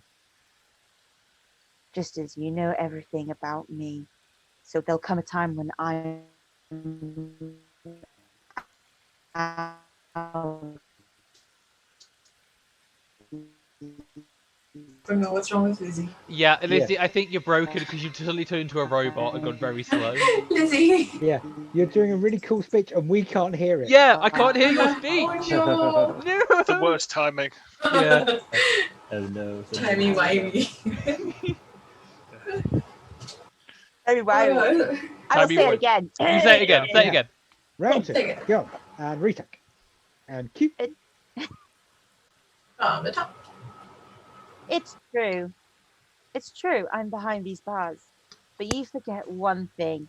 I know everything about you as much as you. Oh. What? Not again! The internet gods do not want you to do this speech. About me. Oh no. That is that's really annoying because you broke up again mid speech again. The same The same place. spot. Yeah. Sake. Can you just roll Right, intelligence can't have- check and see if it works? Right. If it's a bandwidth issue, try turning off your video before you do the speech and then Yeah. turning it back on afterwards. Right, let's try it again. Third time's Okay. the charm. Third take. And Go. Q. It's true that I'm behind these bars, but you forget one thing. I know as much about you as you know about me. And believe me, I will be free. And I will take great joy in cutting your throat. Ooh. Okay. It's a If only 10. you had virtual flowers. You Virtual get a 10. flowers. Virtual flowers. You get a 10. Wow. Right, I'll deal with that in a second. Gharath, you get the feeling that you can't see Seraph at the moment, but you know you've still got him. It takes a few moments, and you can start hearing Amelia's lovely speech that she took 3 times to do. And then this darkness kind of just shifts back into his body, and you're standing there holding him. Yes, we did, Amelia. And he kind of looks at you and goes, I will allow you to take some, but if it comes back wet, I don't want it. Now put me down, you oaf. Gently lower him down the wall. I'll dust off his shoulders and the front of his cloth, and I'll just put his hand out because I want him to volunteer the material to me. If he has like those type of sash things that come round, a couple of those or whatever, I need some lengths, but of this silk. So he'll kind of start trying to rip it underneath where the bar is. Amelia, it definitely was as good as it was in your head. He goes to rip it, and he's like, you wouldn't have anything to cut this with, would you? And I'll just sort of turn around. I don't know if anybody's close enough to hear, and raise an eyebrow because I know there's a ruckus going on over there. And just raise an eyebrow, see if anybody heard. If anybody's close enough, that might have something to cut. Okay.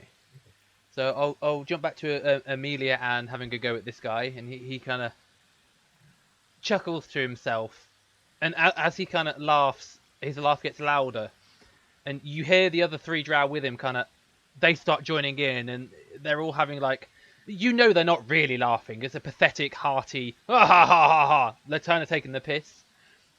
The weirdest thing is the 2 Quaggoth nearby they look like they're trying to do the same thing, but they can't replicate it.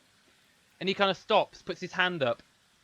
Everyone goes quiet, looks at you and goes, I would love to see you try, but unfortunately, my lady has better uses for you. All of you.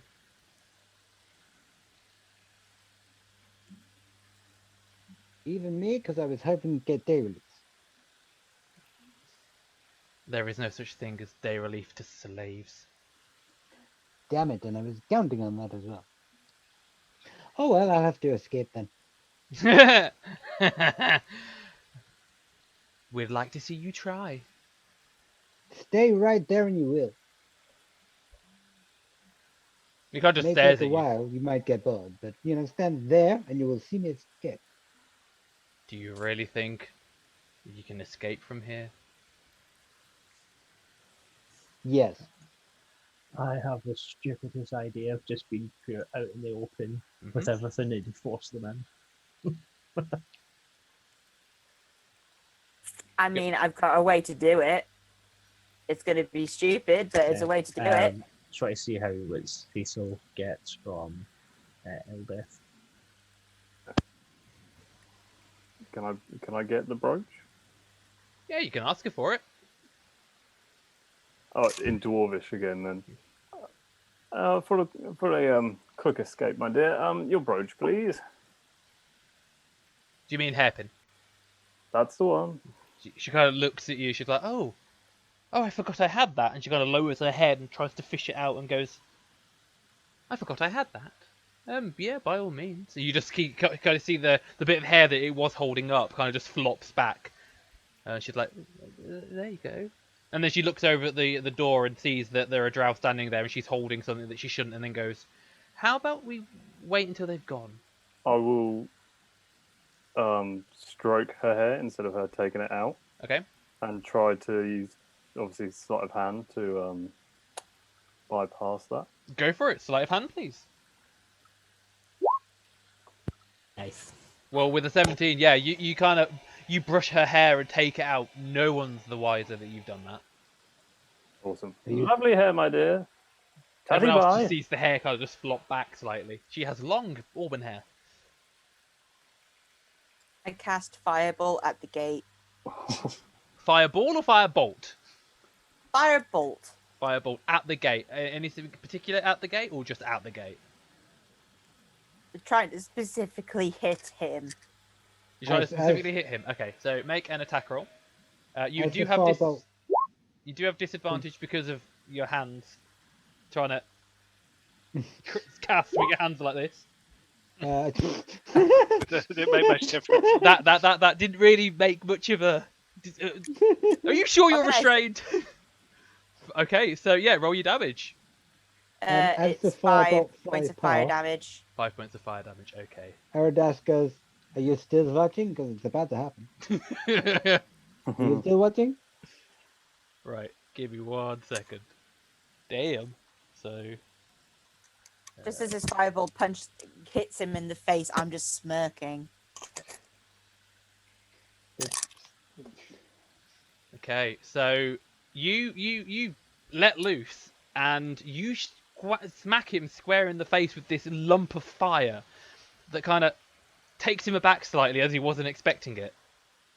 As soon as you do that, the other 2 drow guards standing nearby see this happen and instinctively raise both their crossbow bolts and fire at you. It's a 14. Right, I have their little cards here. Oh yeah. There we go. All right. Oh damn. Okay. So a 10 and it was a 16, so 20. The 10 misses, the 20 hits. Okay. You take. Oh damn. I'm gonna die already. I haven't gone past. You take 8 points of piercing damage Yeah, I'm down. and must make a Constitution saving throw. Oh, that's Ouch. poison. You is poisoned. Well, I'll just do it if you fail. You is poisoned. Oh, son, I'm already down anyway. You is unconscious and poisoned. Yeah. So you are poisoned for an hour and unconscious currently, and currently Oh my bleeding God. out. As she drops down, Rathir looks at her as she hits the ground, looks up at the drown and says, Rathir is curious as to what your lady could possibly do with a corpse. Would she be best pleased about this outcome? And he shrugs. As Rhaenyra is talking, Erdas will look down at the tenant corpse and run over and dive forward as though he's trying to save her and try and pull one of the crossbow bolts out of her body. Oh god damn it! You beat me to it. Oh man. Okay. God damn him and his Damn it, dexterity. Stu. So make me a sleight of hand. Can I assist him? I'm there. Yeah, actually, if you were going to do the same thing, you both could do sleight of hand. Because Sure. you're both quite nifty. Come on, damn it, roll better. Oh, poo. Ah, damn. Oh dear. Oh. Alright, well, so the 2 of you kind of have a bit of a sleight of hand off. Erdas, you're about to put your hand on this bolt to pull it out of her as you get knocked in the side by Sylvie, who kind of puts her hand underneath yours and goes to pull it. While doing that, I do a medicine check as well.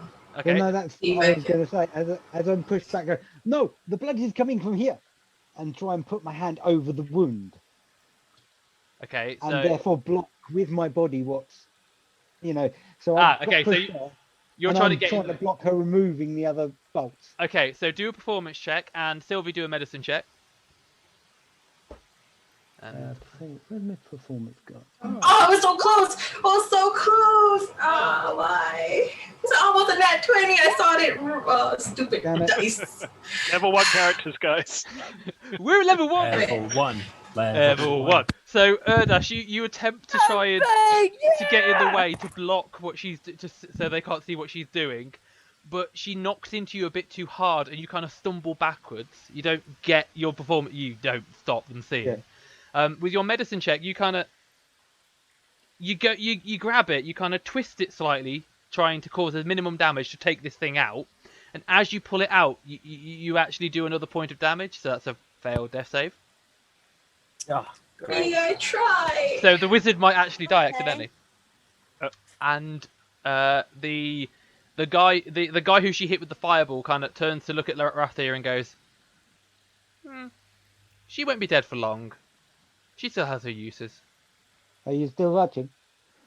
I'm enjoying the show." It's all good. It's working perfect. So, does anybody else want to do anything? Rathir just looking over for Cecil to see what he's doing. So Cecil will walk towards the Goliath. Mm-hmm. Hello there, chap. Cecil here. Very nice to meet you. Can we have a little chat in the corner, please? And Cecil will go in this corner as far away from the hassle that's going on. Okay. If you could turn your back to the gate, please. And may I look at your shackles? And he will attempt to pick the lock. Okay. So I would like you are proficient with Thieves' Tools, I'm guessing. Yes. So you can make a sleight Yes. of hand using Thieves' Tools as well.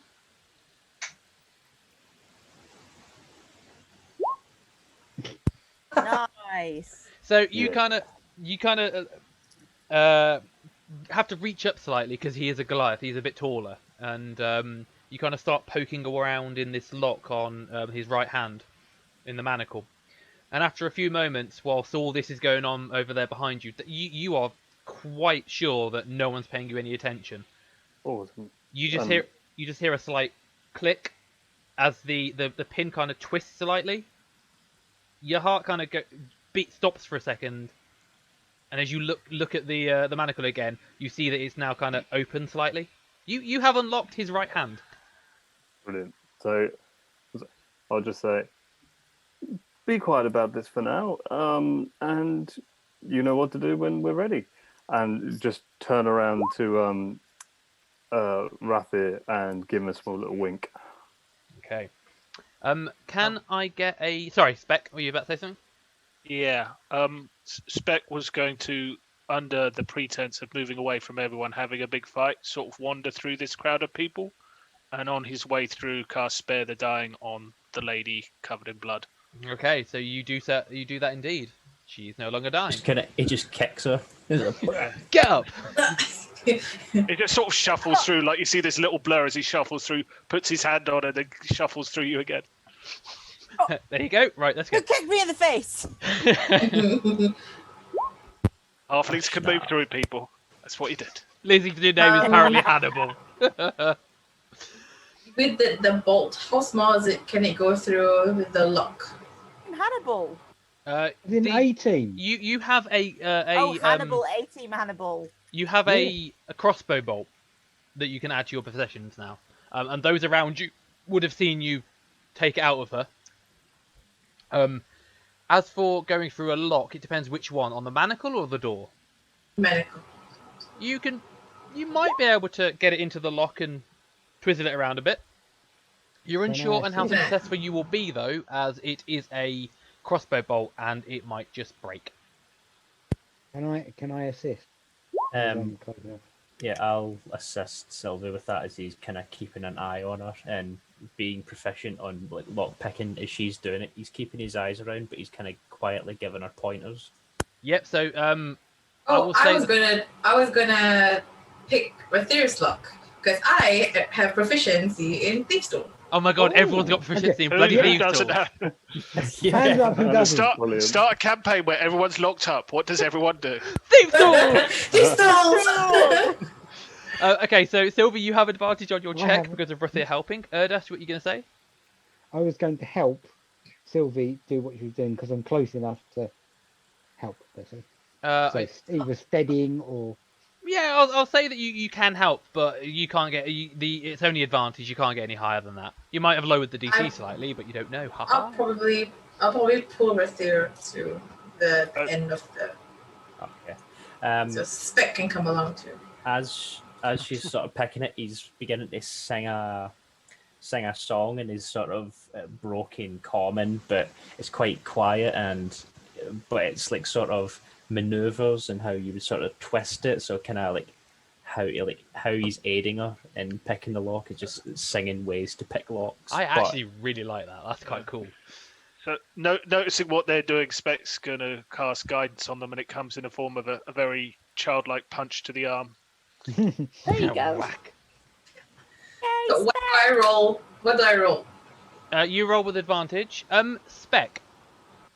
I'm going to send you something when you cast guidance. it's Yes. a free badger. Sorry, DM, what do I roll? What skill is this? It's dexterity. Yeah, for you Oh, do Thieves' Tools. dexterity thieves tools. Plus, if you're proficient, then it's your proficiency bonus as well. Oh, okay, so it's 2 proficiency. Where are you? It'd be So probably it's this plus 2. Come on, damn it. But you've got advantage as well. Okay. Oh, yeah. That's 16 plus 2 because of proficiency. So it's 18. I'll roll another one. Don't add the D4, by the way. So you Okay, got so 60, 18, the highest. 18. That's without proficiency, yeah. Okay, so let me have a quick look because the other one was really high, so that was fine, but this one is a little bit lower. Okay. Nope, wrong one. That one.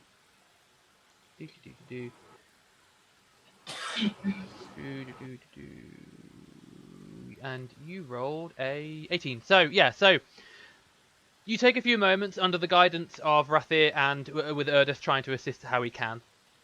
You kind of poke the sharp end of the bolt into the lock and start twisting it around, listening to the poem that you're being sung to. By the way, Rathir, you have an inspiration. Oh, very nice. You keep going, listening away to this song, and all of a sudden you hear it click, and the manacle opens slightly. Which hand were you trying to free? Because you have 2. Which one is your dominant hand right there? He is left-handed. So left-handed on And then Rathir. it is. So the manacle kind of opens up, and you get the gist that you could just take it off if you wanted to. But it's loose now, so you're no longer restrained on your left-hand side. Awesome. So as all this goes ahead and everything goes on, Amelia, you are unconscious, but you are no longer dying. You are stable. And the guard the guard who was talking to Amelia kind of grins as she's lying there, motionless on the ground. And he looks around and he starts pointing at people. And he points over to Turvey, the small male deep gnome. Points over to Ront. Points at Sylvie. And points at Cecil. And goes, "It's time for the 4 of you to earn your keep."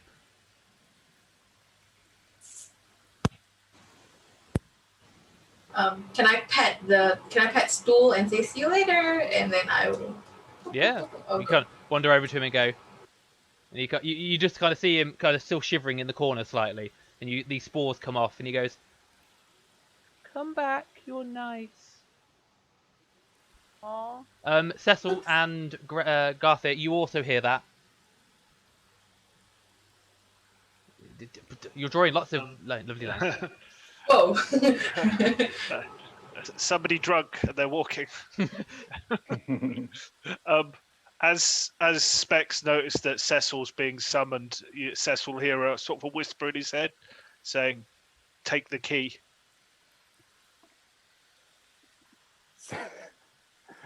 Cecil will do a rather nonchalant dance to the gate, passing Speck. Yeah. And will try to, while spinning, retrieve the key. Oh no, he's telling him to take the key from the guards, sort of thing. Oh, thank God for that! I thought you Yeah. had the key. No, I've definitely not got the key. I'll 'cause- keep spinning 'cause anyway. We used that ages ago. But Specs has What been do you winding have the people up key? for an age. Just Yeah. dangling it in front of his nose. Look, Gaga. The rephrase Yeah. that "steal the key" would be a better one. Yeah. you never know. He's So- sized this chap up as the guy with light fingers. So So Cecil will still do the same thing, and just before walking to the gate, will pass the hairpin to Rathir. We'll try to do it sneakily. Okay, so do a sleight of hand. Yep, that's fine. So Rathir, you now have a like a bobby pin, like a hairpin. So add that to your inventory. Just make a note somewhere. Yeah, will do. DM, Yes. was the bolt that I took still poisoned or no? No. It's just a normal bolt now. But you have a bolt, but it's not poisoned. Oh no, I gave it to Rathir. Oh yeah, okay. So after you've locked it, you do a sleight of hand. Again, I like how Amelia I'll try and help her by like having his tail kind of move around the arm she's passing it with. Yeah, though advantage, Sylvie.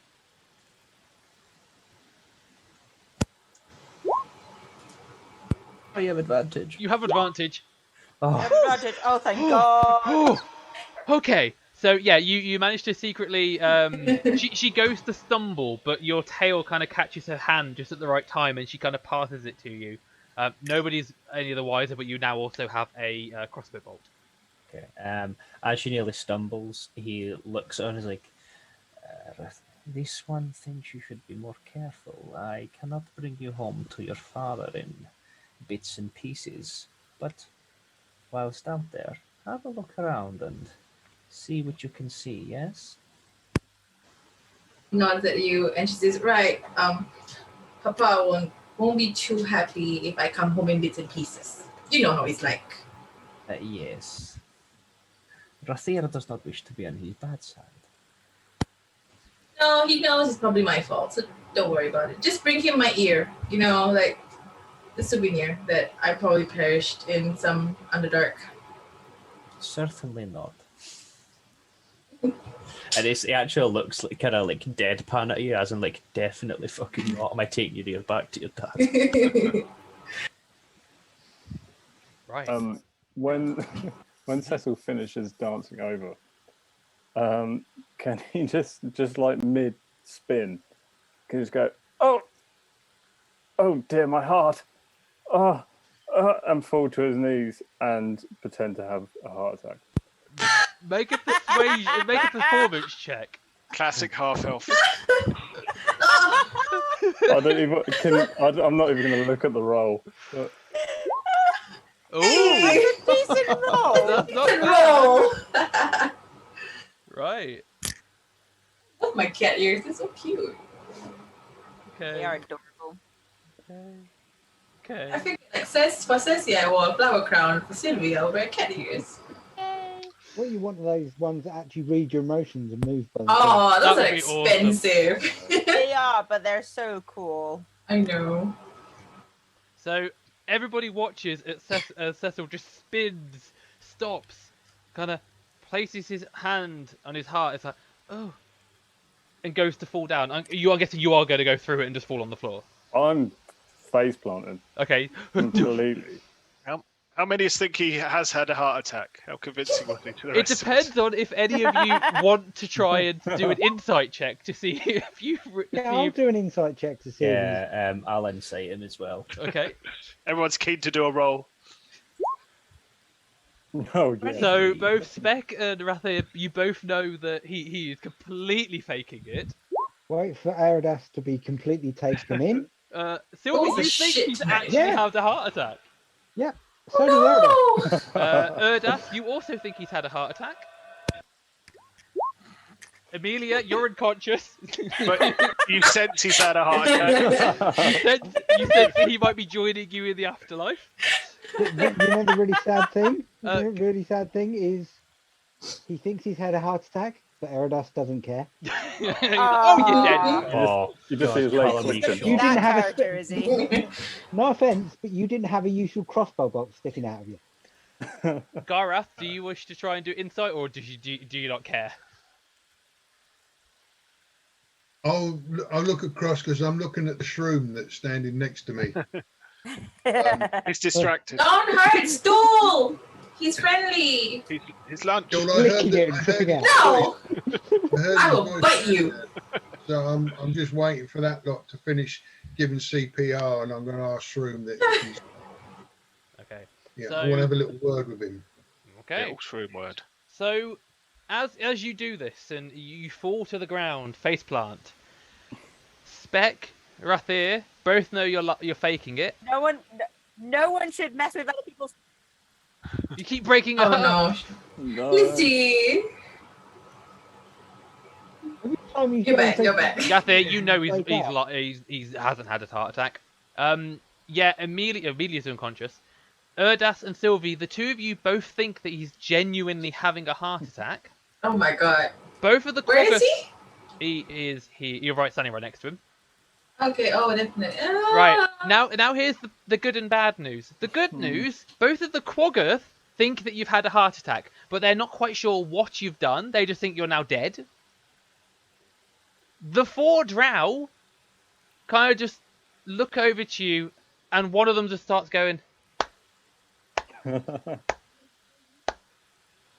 that is the most pathetic way I've ever seen somebody get out of doing some work. By the way, he rolled a natural 20.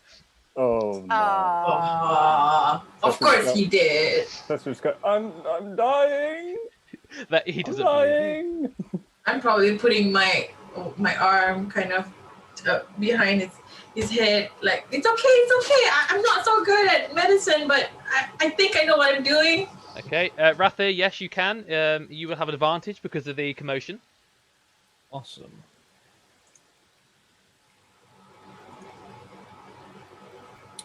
Where is it? There we go. Someone ever 24. wants to, you know, Yep, so, where's the dying thing? Speck, which is your dominant hand? The right hand. Your right hand is free. You don't even notice it happen because you're kind of looking over to Cecil, who's now lying on the ground, and you just kind of get this faint sight in the extremity of your vision that somebody was there and now they're not. And you kind of look to the left, there's no one there. You look to the right, and there's Rathir standing there, and you kind of go, ah, and your hand is free. Kind of quirks an eyebrow, and there's a light purr. He's like, let's see how much we can get away with. You get a stare from Speck, but it's not quite the angry stare he's been giving everyone so far. It's the huh? It's the inquisitive stare. Oh my god, Speck actually likes us disasters. It's moving in that direction. We're not there yet. He hasn't tried to kill any of you, so there's time. Well, I mean, he's sort of kept me alive. Yeah. Um, He stopped you from dying. Yeah, that's true. Yeah. with that, he'll start moving towards the captive drow afterwards. Okay, so the other drow outside the gate see the 4 of you kind of approach as the ones who have been chosen. They look over at Erdas and they're like, away. And they're all the 3 of them behind are kind of pointing crossbows at you.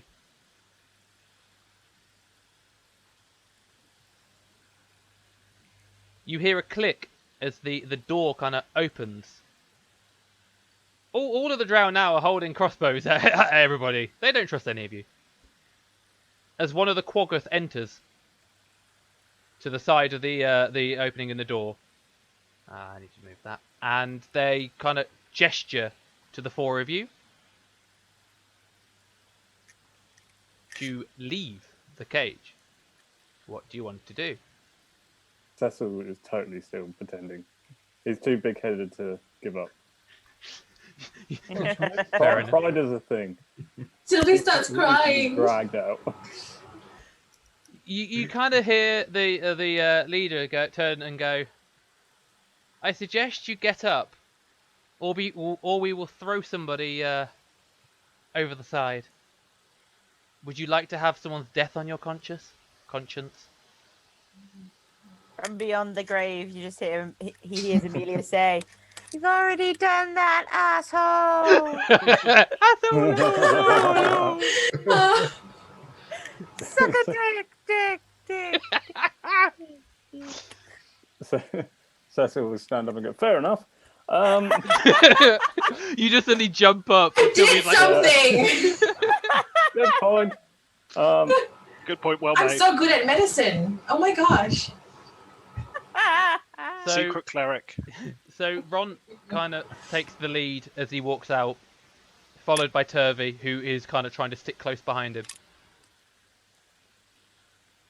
Let's see, which task are you going to have the joys of doing? Ooh, I love that one. Rolling a natural 1. Oh God. Let's. Oh, Ooh, it's a good one. Haha. So God. the drow who is familiar with Amelia starts walking off, followed by the more heavily armored guy. God, it's gonna get annoying if I've got to move them. They will move into. They will move. They will start moving into the room, as the four of you are told to follow. Right, so this is the bit where if you haven't got dark vision, you probably won't see what's going on. So if at any point you can't see, let me know, because I think at this point it's only Cecil who is out there who can't see. I can see. You can see. Yeah. Oh, yeah, sorry, no, you do have dark vision. Oh, I chose 2 people with dark vision. Excellent, Yeah. gotta go dice. You can see clearly now the rain is gone. Oh my gosh. What is this thing that's surrounding the bridge? What, on the under the all those white stuff? Yeah. That is a giant fat-ass spiderweb. Do I see the spiders? You can do a perception check to see if you can see the spiders. Perception. That's the best skill I have. Actually, Yeah, I'm proficient. Natural No, one. I'm not. Hey, you do not see the spiders, but you quickly know that there probably are spiders there. You just can't see them. For the benefit of a few people in this room, Stuart has just channeled Sam and he wants to stay in the cell. So yeah, that's gonna happen.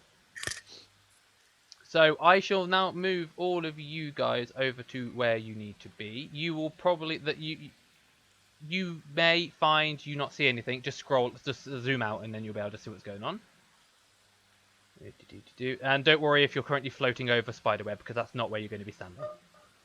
Or is it? Don't worry if you're floating over spiderweb. Don't worry, you're not going to be staying there for long. Don't worry about these The little like spider pincers fruit. going into your arm. It's fine. Spider thing. It's okay. Walk it off. So, on the bridge and behind over here, there are 2 Quaggoth. You are basically surrounded on all sides by Quaggoth or Drow. And the leader kind of walks past you all. And as he's about to walk away, says,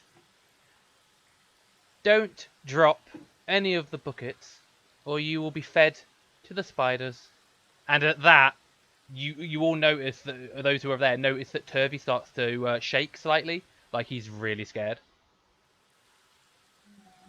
Sylvie will put 2 hands as she walks behind him so that he doesn't fall behind his back. Okay. Sylvie's the boy, right? Yeah. Yeah, Turvey's a little boy. Topsy didn't want to let him go, but she knew that if she tried to stop them taking him, she would have just got shot.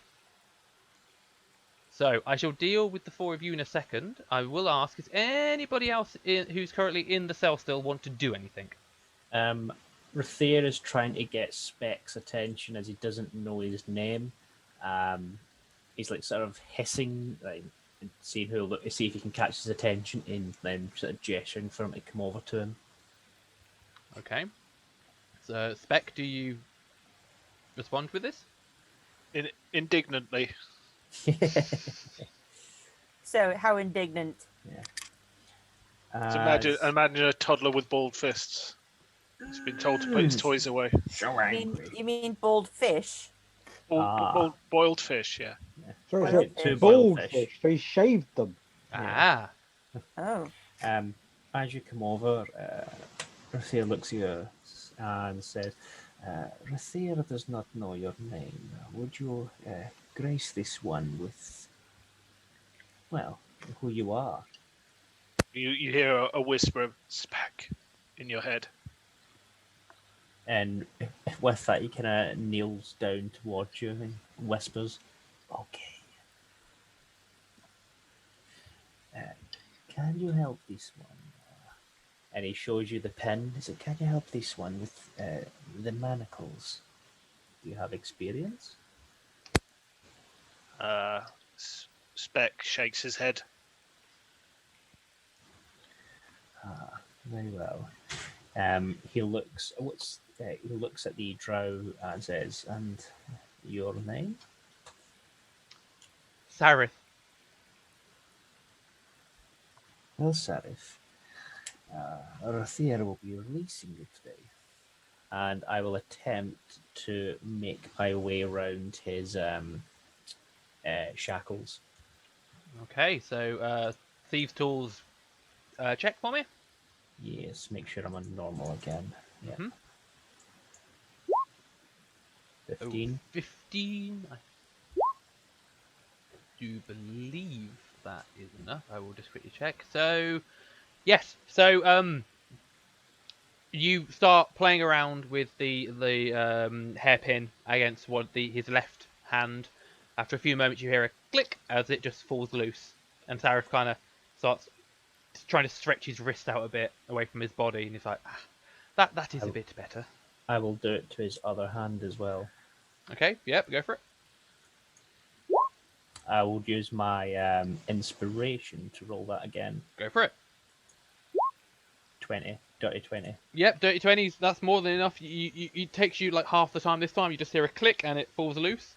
He kind of starts rubbing his wrist. He's like, well, that's better. At least some of you know that you should treat elves with more respect. Rathir kind of sucks through his teeth out and says, this one may just leave you here if you continue with such terrible language. I highly doubt that. No, don't get too big yet. There are still more things to be done. And I will try and unlock my other hand. Go for it. Yeah, go make another one. Yeah, 20. so same again. You just kind of dip it in. You kind of know how the locks and manacles are working now. You just kind of hear a click and it can fall loose if you need it to. I will then make my way across the party members, just not even talking. I just bum, trying to make my way through everyone. So Speck, who's next to me. Yep. So do Speck. 12. No, it doesn't unlock this time.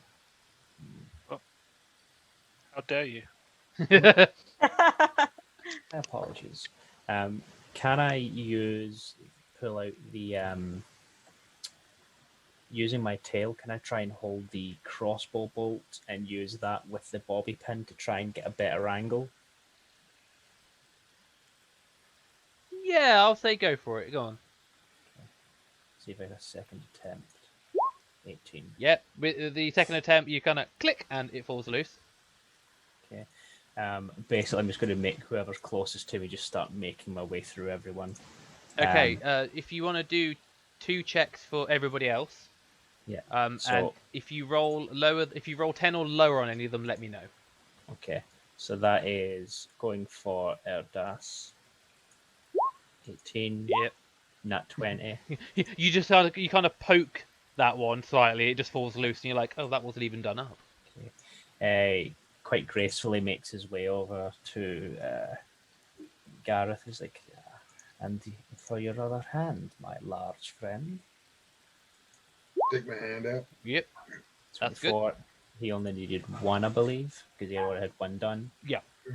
Yep. Okay. And I can't remember if Amelia had one done already or not. I don't think she did. I kind of scratched the side of one to try and weaken it, but I've not actually got any loose. What effect would that have a negative effect on my lock picking? The DC for that specific one is slightly higher. Okay, I'll go for the easier option first. 12. That doesn't unlock. Okay. I'll try again a second attempt with the crossbow bolt and pin, attempting to get a better angle on it. Yep, go for it. Oh god. So with that, you lean in. She's still lying on the floor. She's still unconscious. You start You notice that she's damaged the other one, so you start going on the one that you think should be the same as the others. Yeah. You start poking, and you try to unlock it with the first one. It fails. You then get the crossbow bolt. Start picking it at it again. All of a sudden, the pick gives way slightly, and your hand moves forward. Yeah. You kind of look at it slightly, go to pull it out, and you've snapped it. You had 3 fails. He begins to sort of hiss and cuss under his voice, and he begins to call Amelia a stupid pigeon. Amelia, you are a stupid pigeon. A silly pigeon. And he's just beginning to cuss in like a mix of common and strange sort of like Chilton words. What did I do? I'm literally lying here. Admittedly, you are just lying though, which is quite funny.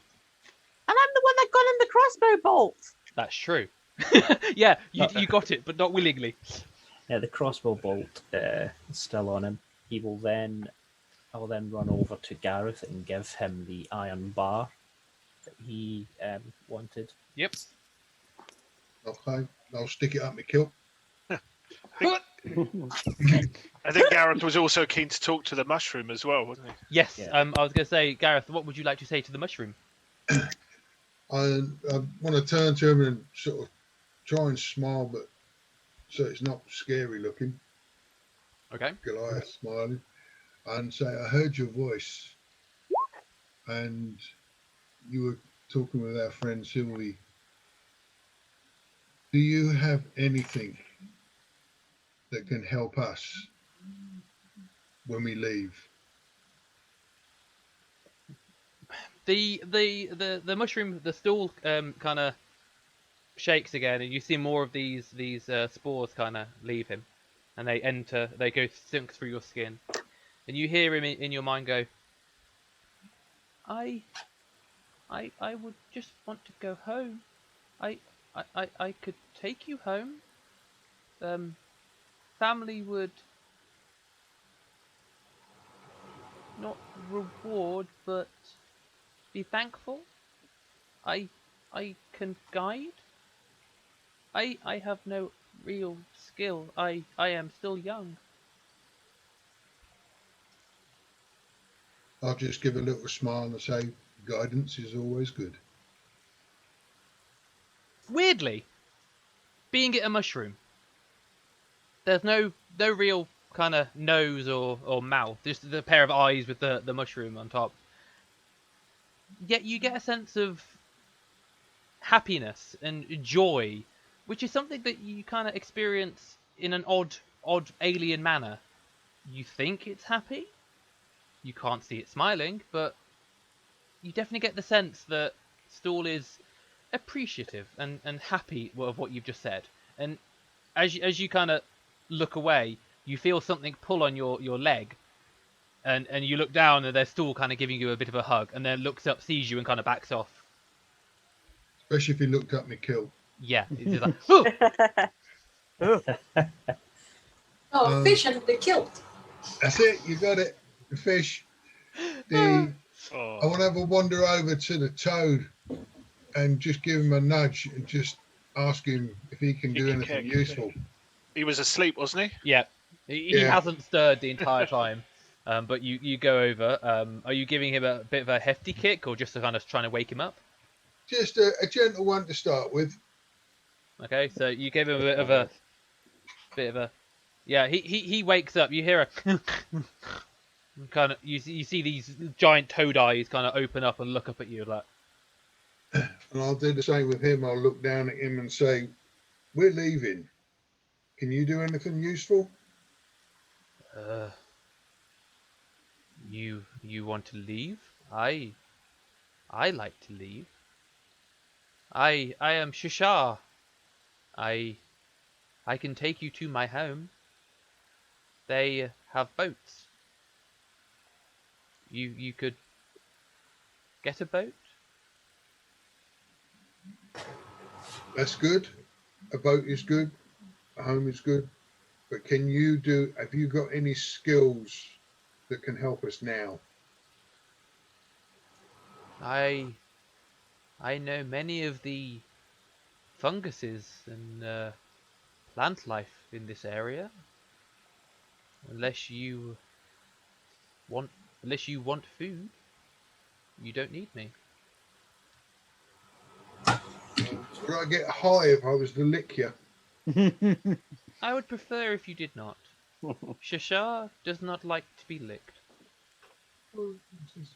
We have some toads and frogs back from where we are, and occasionally if we want to get battle ready, we give them a lick and it tends to give us a good old invigorating. Shashar would not advise you lick him. Would you happen to be poisonous? Shashar kind of just looks up at you, kind of. You see his eyes close as he rolls over, and all you hear him say is, "Shashar might be.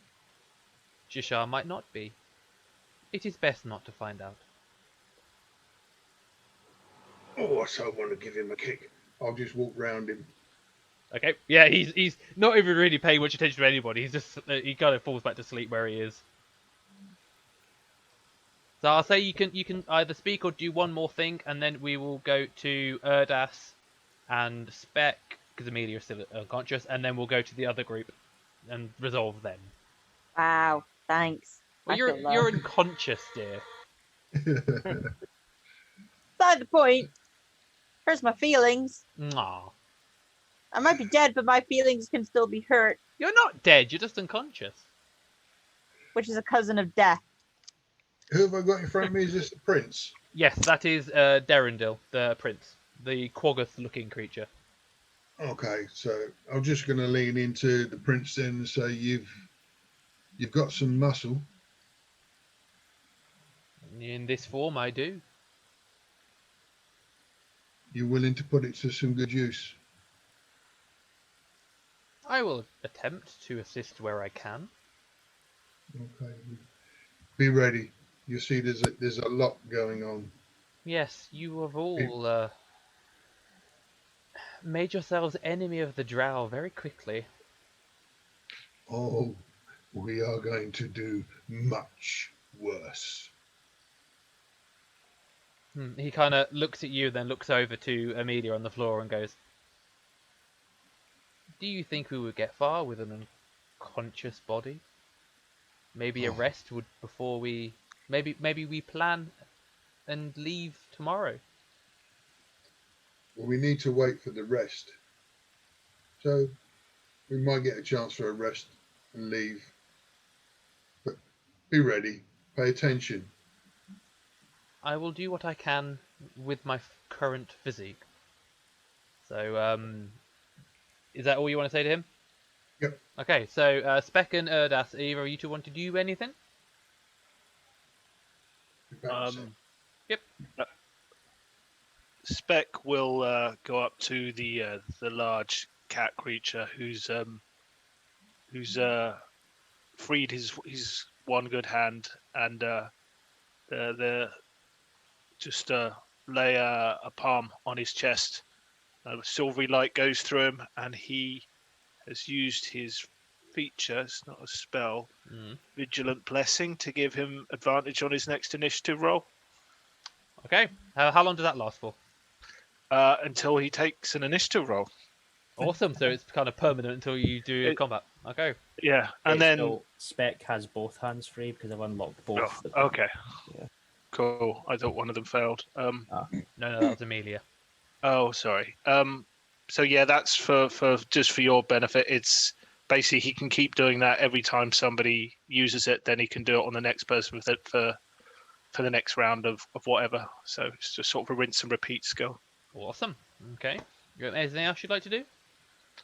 No, Specs is a bit disillusioned by being locked in the cell, so it's just been furtively sort of wandering around after that.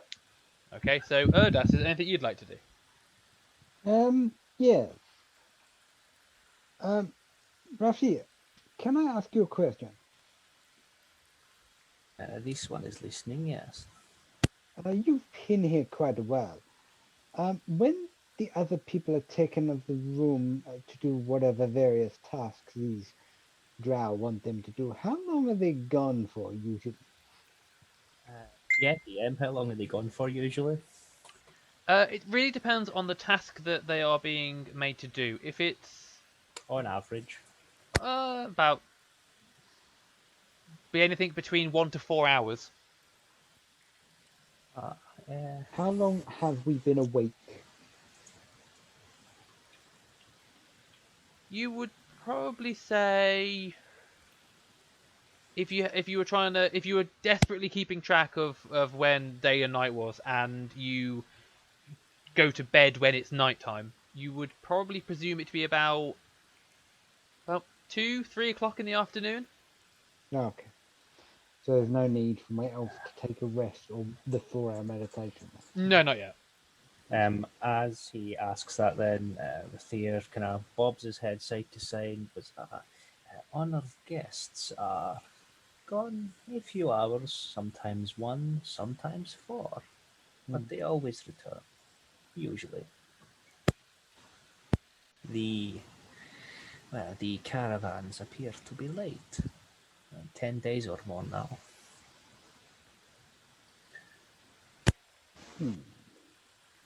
I will turn to Sarif and say, with your hands free now, my drow friend, what use are you?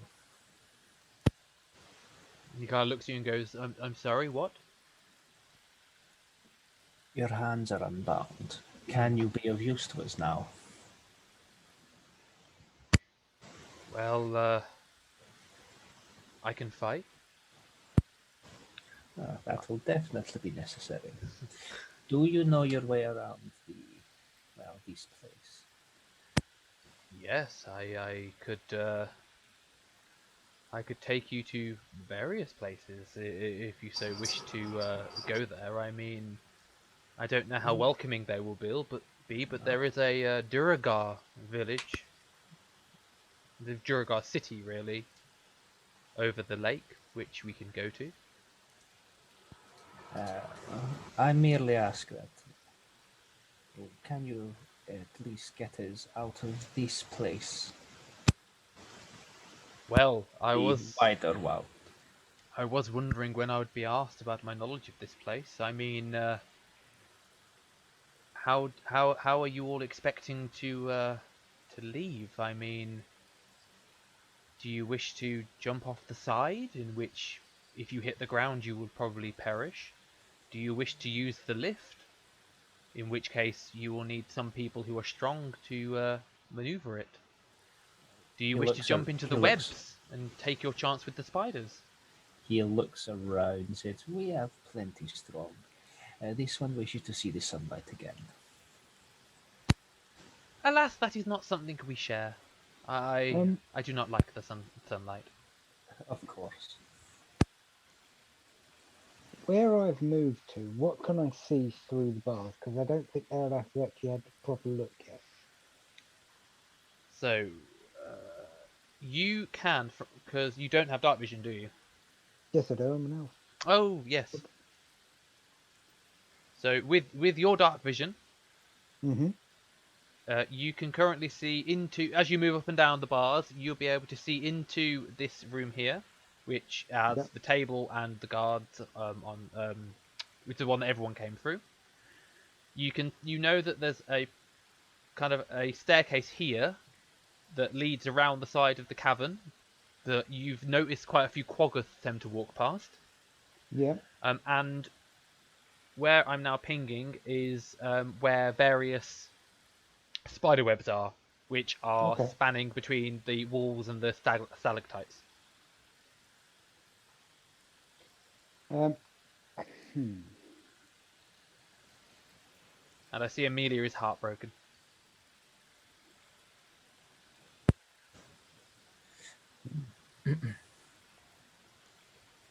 Is there anything else you guys would like to do before I go over to the others? No, well, I've not got anything. Nothing from me. Okay. Erdas? Yeah. No. No. There's nothing more I can do. Okay, and Gharath? I'm good. Well, actually, I want to walk across and have a word with the elf.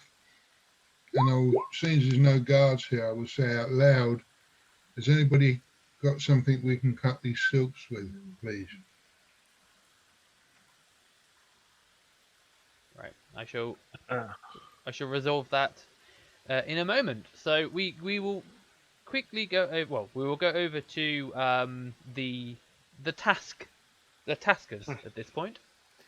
So you arrive at the edge of one of the precipices near a stalactite. The waterfall raging behind you. You can see a few of your guards standing on the bridge and a few further down the passage. Turvey looks scared. Ron he knows what's coming. He's had to do this before. And there are there's actually 6 buckets. Large buckets that are lining the wall. And one of the drow kind of speaks and goes, "Fill these with fresh water. Try not to die."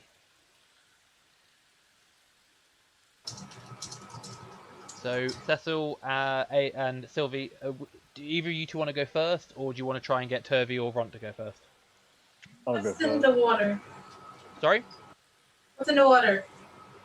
From the waterfall is pouring. It just looks like fresh water. But you do know that from the general gist of the layout of this place, and the fact that Ron would have pointed out, they also use this as a waste dump, where they just throw it off over the side into the waterfall. So you are expected to collect water from the top, not the bottom. There is a small precipice that goes round to the edge of the waterfall, which looks rather wet and slippy, and the whole distance looks about 100 feet. So with your dark vision as it is, you can't see the bottom. Okay. I will be next to Trevi. Okay, and Cecil? Cecil will try to mimic the orc's voice and say, "Me first." Okay, do a deception check. Oh, Yeah. Nice. with a natural 20, Ah. the orc just looks at you as one of the other Draukar looks at him and kind of pushes him forward and goes, "Okay, then you're first." Red for life now. Yeah, he knows you did that. He hates you. So right. Ron moves past, picks up one of the buckets, and makes his way round the edge. Right. So you watch as he kind of he's done this a few times.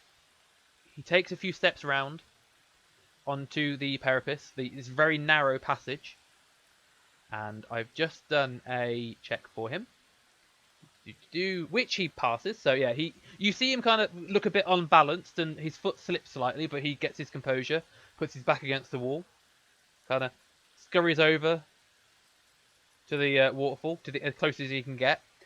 As you're looking around, you can notice that the other drow are kind of... Their expression makes you think that they want him to fall. They're like excited, and it seems to be amusing them.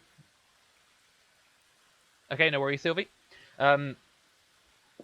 He then reaches over with this bucket, holds it under the waterfall. You can tell that it's starting to get heavy because his arms start to droop slightly. And the other drow are kind of standing there, kind of... One of them's kind of rubbing his fingers, almost like he's hoping he's going to fall. He seems to have filled the bucket. Slowly makes his way back.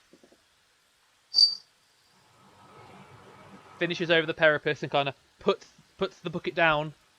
Looks at you, Cecil, and kind of just gives you the stare of, I know that was you. Kind of, if he could point his fingers at you, he would be.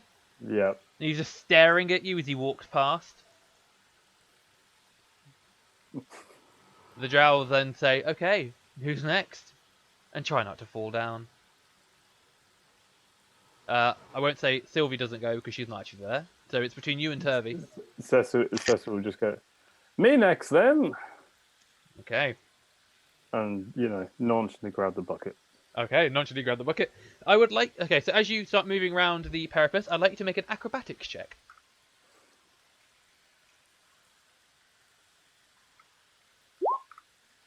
Oh, okay. So what happens is you start moving around, and this bit of outcropping is so wet and slippy, it's really hard to get good traction on it. And as you're kind of shimmying your way around, your foot slips. Oh. Make a dexterity saving throw.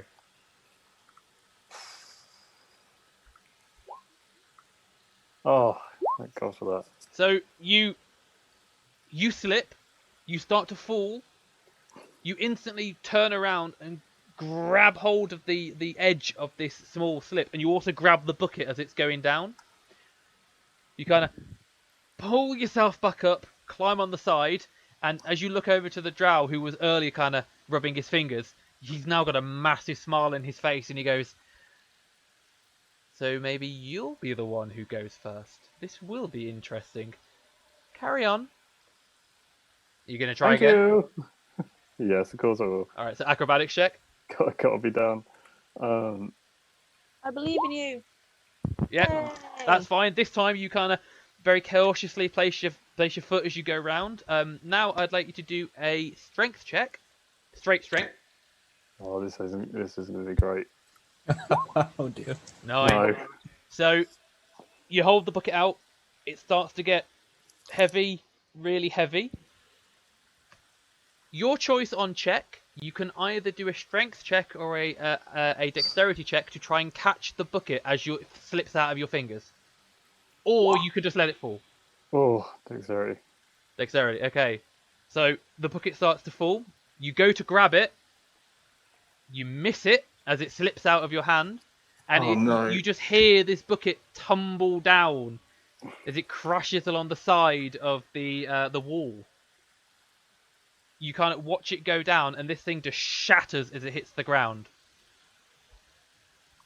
What do you want to do? Can I come back now, or throw me another bucket, I guess? You get no response from the drow. They're all staring at you. Can I insight check to see if they're just gonna, or do I get an inkling that they're just gonna kill me as soon as I get back? You would say that you get a inkling that you are very disliked at this point, but it's not a case of they're going to kill you. It seems that they have another thought in mind. Yes, they do love their buckets. They're emotionally attached to those buckets. I will try to get back. Okay, so do an acrobatics check. I didn't realise filling buckets was I didn't realise filling buckets was a commentator sport. Oh no! Oh no! Oh dear! Oh, It's getting bad to worse. This is what happens when you drop the bucket. You get cursed. This is bad. So you start to move back around without the bucket, very cautiously, and as you do so, you put your foot out and it slips, and you then fall again. Make a dexterity saving throw. This is Bucket Chan's curse. Oh, again, Oh. you turn and you grab hold of the edge and you kind of hoof yourself up. Your heart is beating so fast at this point, you do not know what to do. You reach over and kind of pull yourself back up onto the ledge. Continue making your way round. You've made it back to where the others are, and you kind of glance over to the drow. You see one of them just point at you as one of the Quaggoth wanders over and goes to grab you. What do you want to do?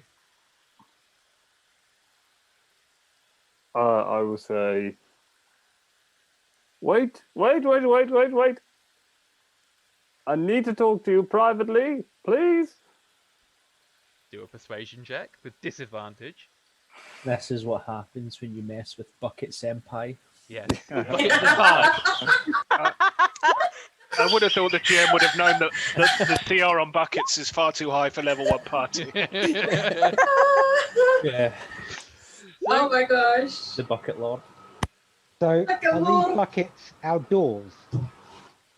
So you kind of you ask to speak to one of them, and this drow Quaggoth kind of wanders over and literally just grabs you and starts dragging you away. Brilliant.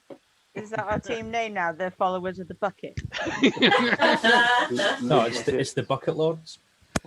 Bucket Lords. Okay, Lord. So Or alternatively, it could just be, oh, bucket. Hey.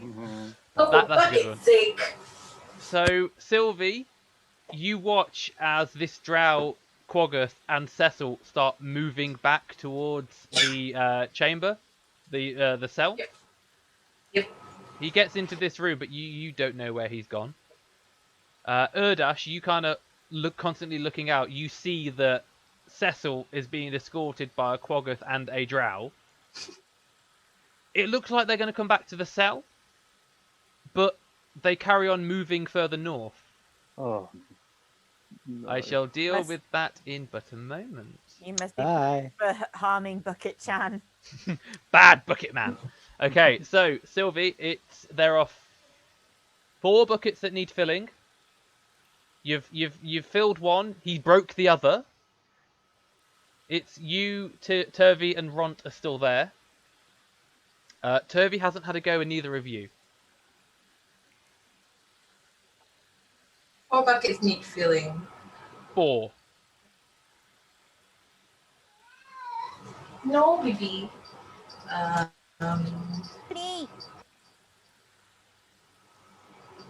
Can I go twice? Okay, yeah, you can indeed. So I'm guessing you're going next then. Okay. I'm going next, but I want hopefully Turvy to go after me. Okay. So this is what I'm going to do.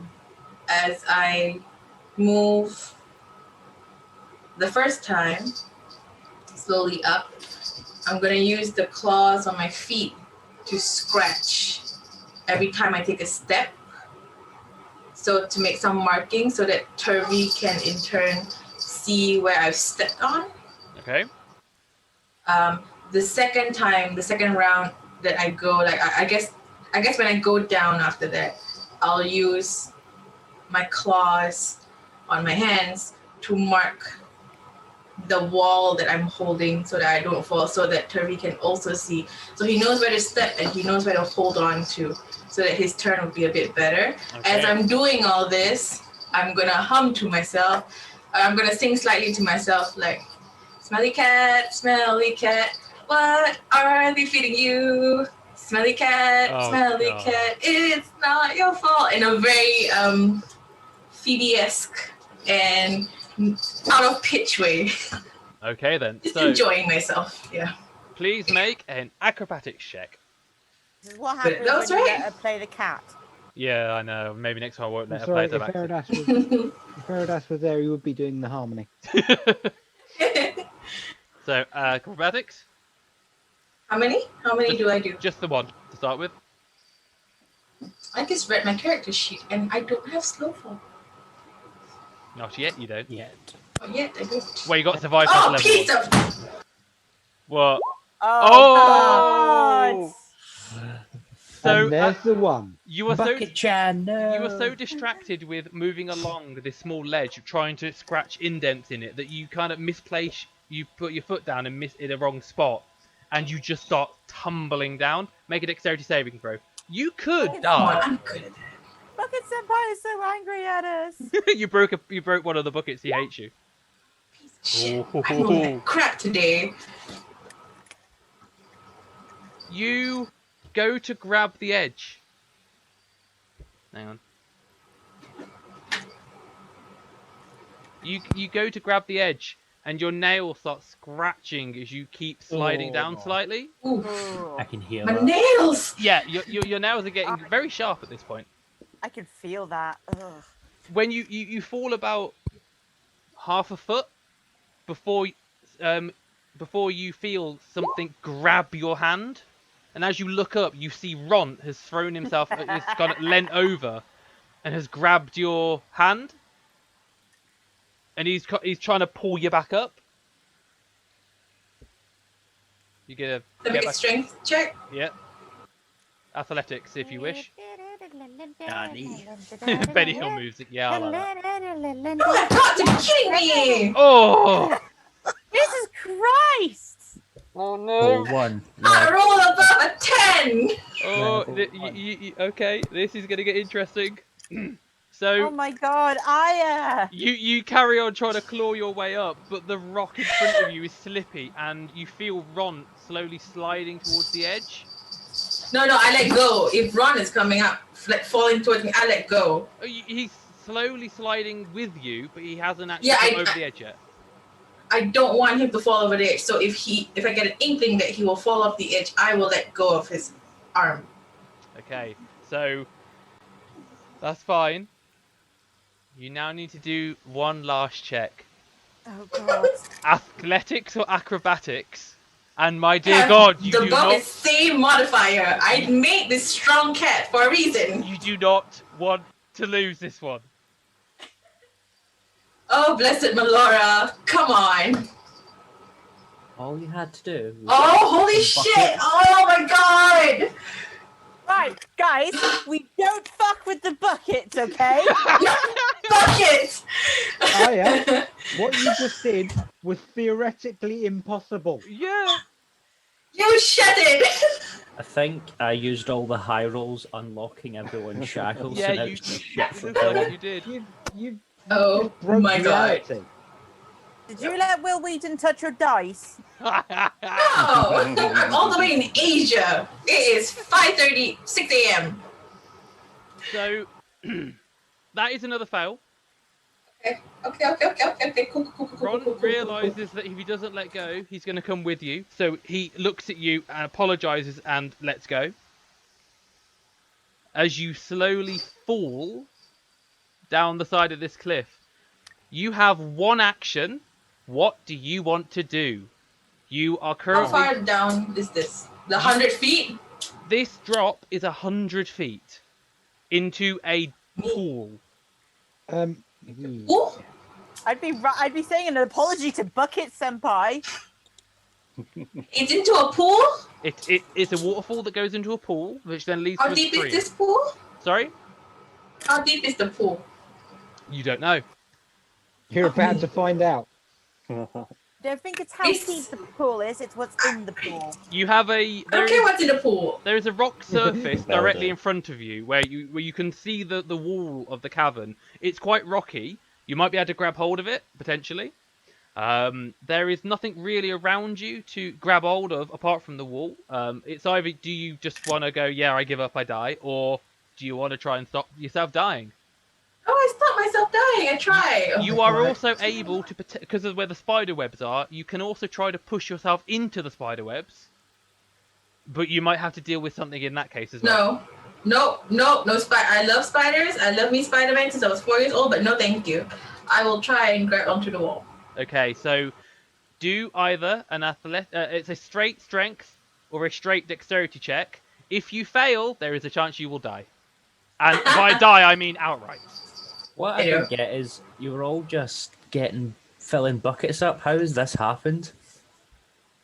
Yeah, I just made. Because we upset Bucket Chan. The bucket lord. The bucket I god. got up to make Karen a cup of tea. Oh, sorry, a hot chocolate, and now Aya's fallen. You know, it's. Bucket Senpai is not happy. Basically, we just need to like start praising Bucket Senpai. The Lord of Bucket Lord. Right. So what are you doing, Aya, then? Or Sylvie, rather. Are you just saying bucket a lot? No, this Bucket. literally all happened because of Bucket Chan being dropped. I think this is Cecil's fault. Oh, bucket Always sake! bucket. Oh my god, I did! No! God. I died! Aya, Oh how are god! you doing this? I don't know! That's the lowest series of rolls I've seen ever. I mean, Holy shit, guys! that's technically. Technically. You let Will Wheaton touch your dice! I don't care if it's like 5:30, 6 o'clock in Singapore. You let him touch your dice. Aya, I think you need to stop being a librarian and start studying quantum theory because you are breaking you! So this is what's going to happen. it. Bye, Sylvie. Ron Bye. is looking over the edge with a hand outstretched because he obviously had to let go, otherwise he would have been following you. You, falling down, see the rock and go to grab it. As you do so, your claws hit it and you just cut your way through it. It's slippy, you can't get a proper judgment.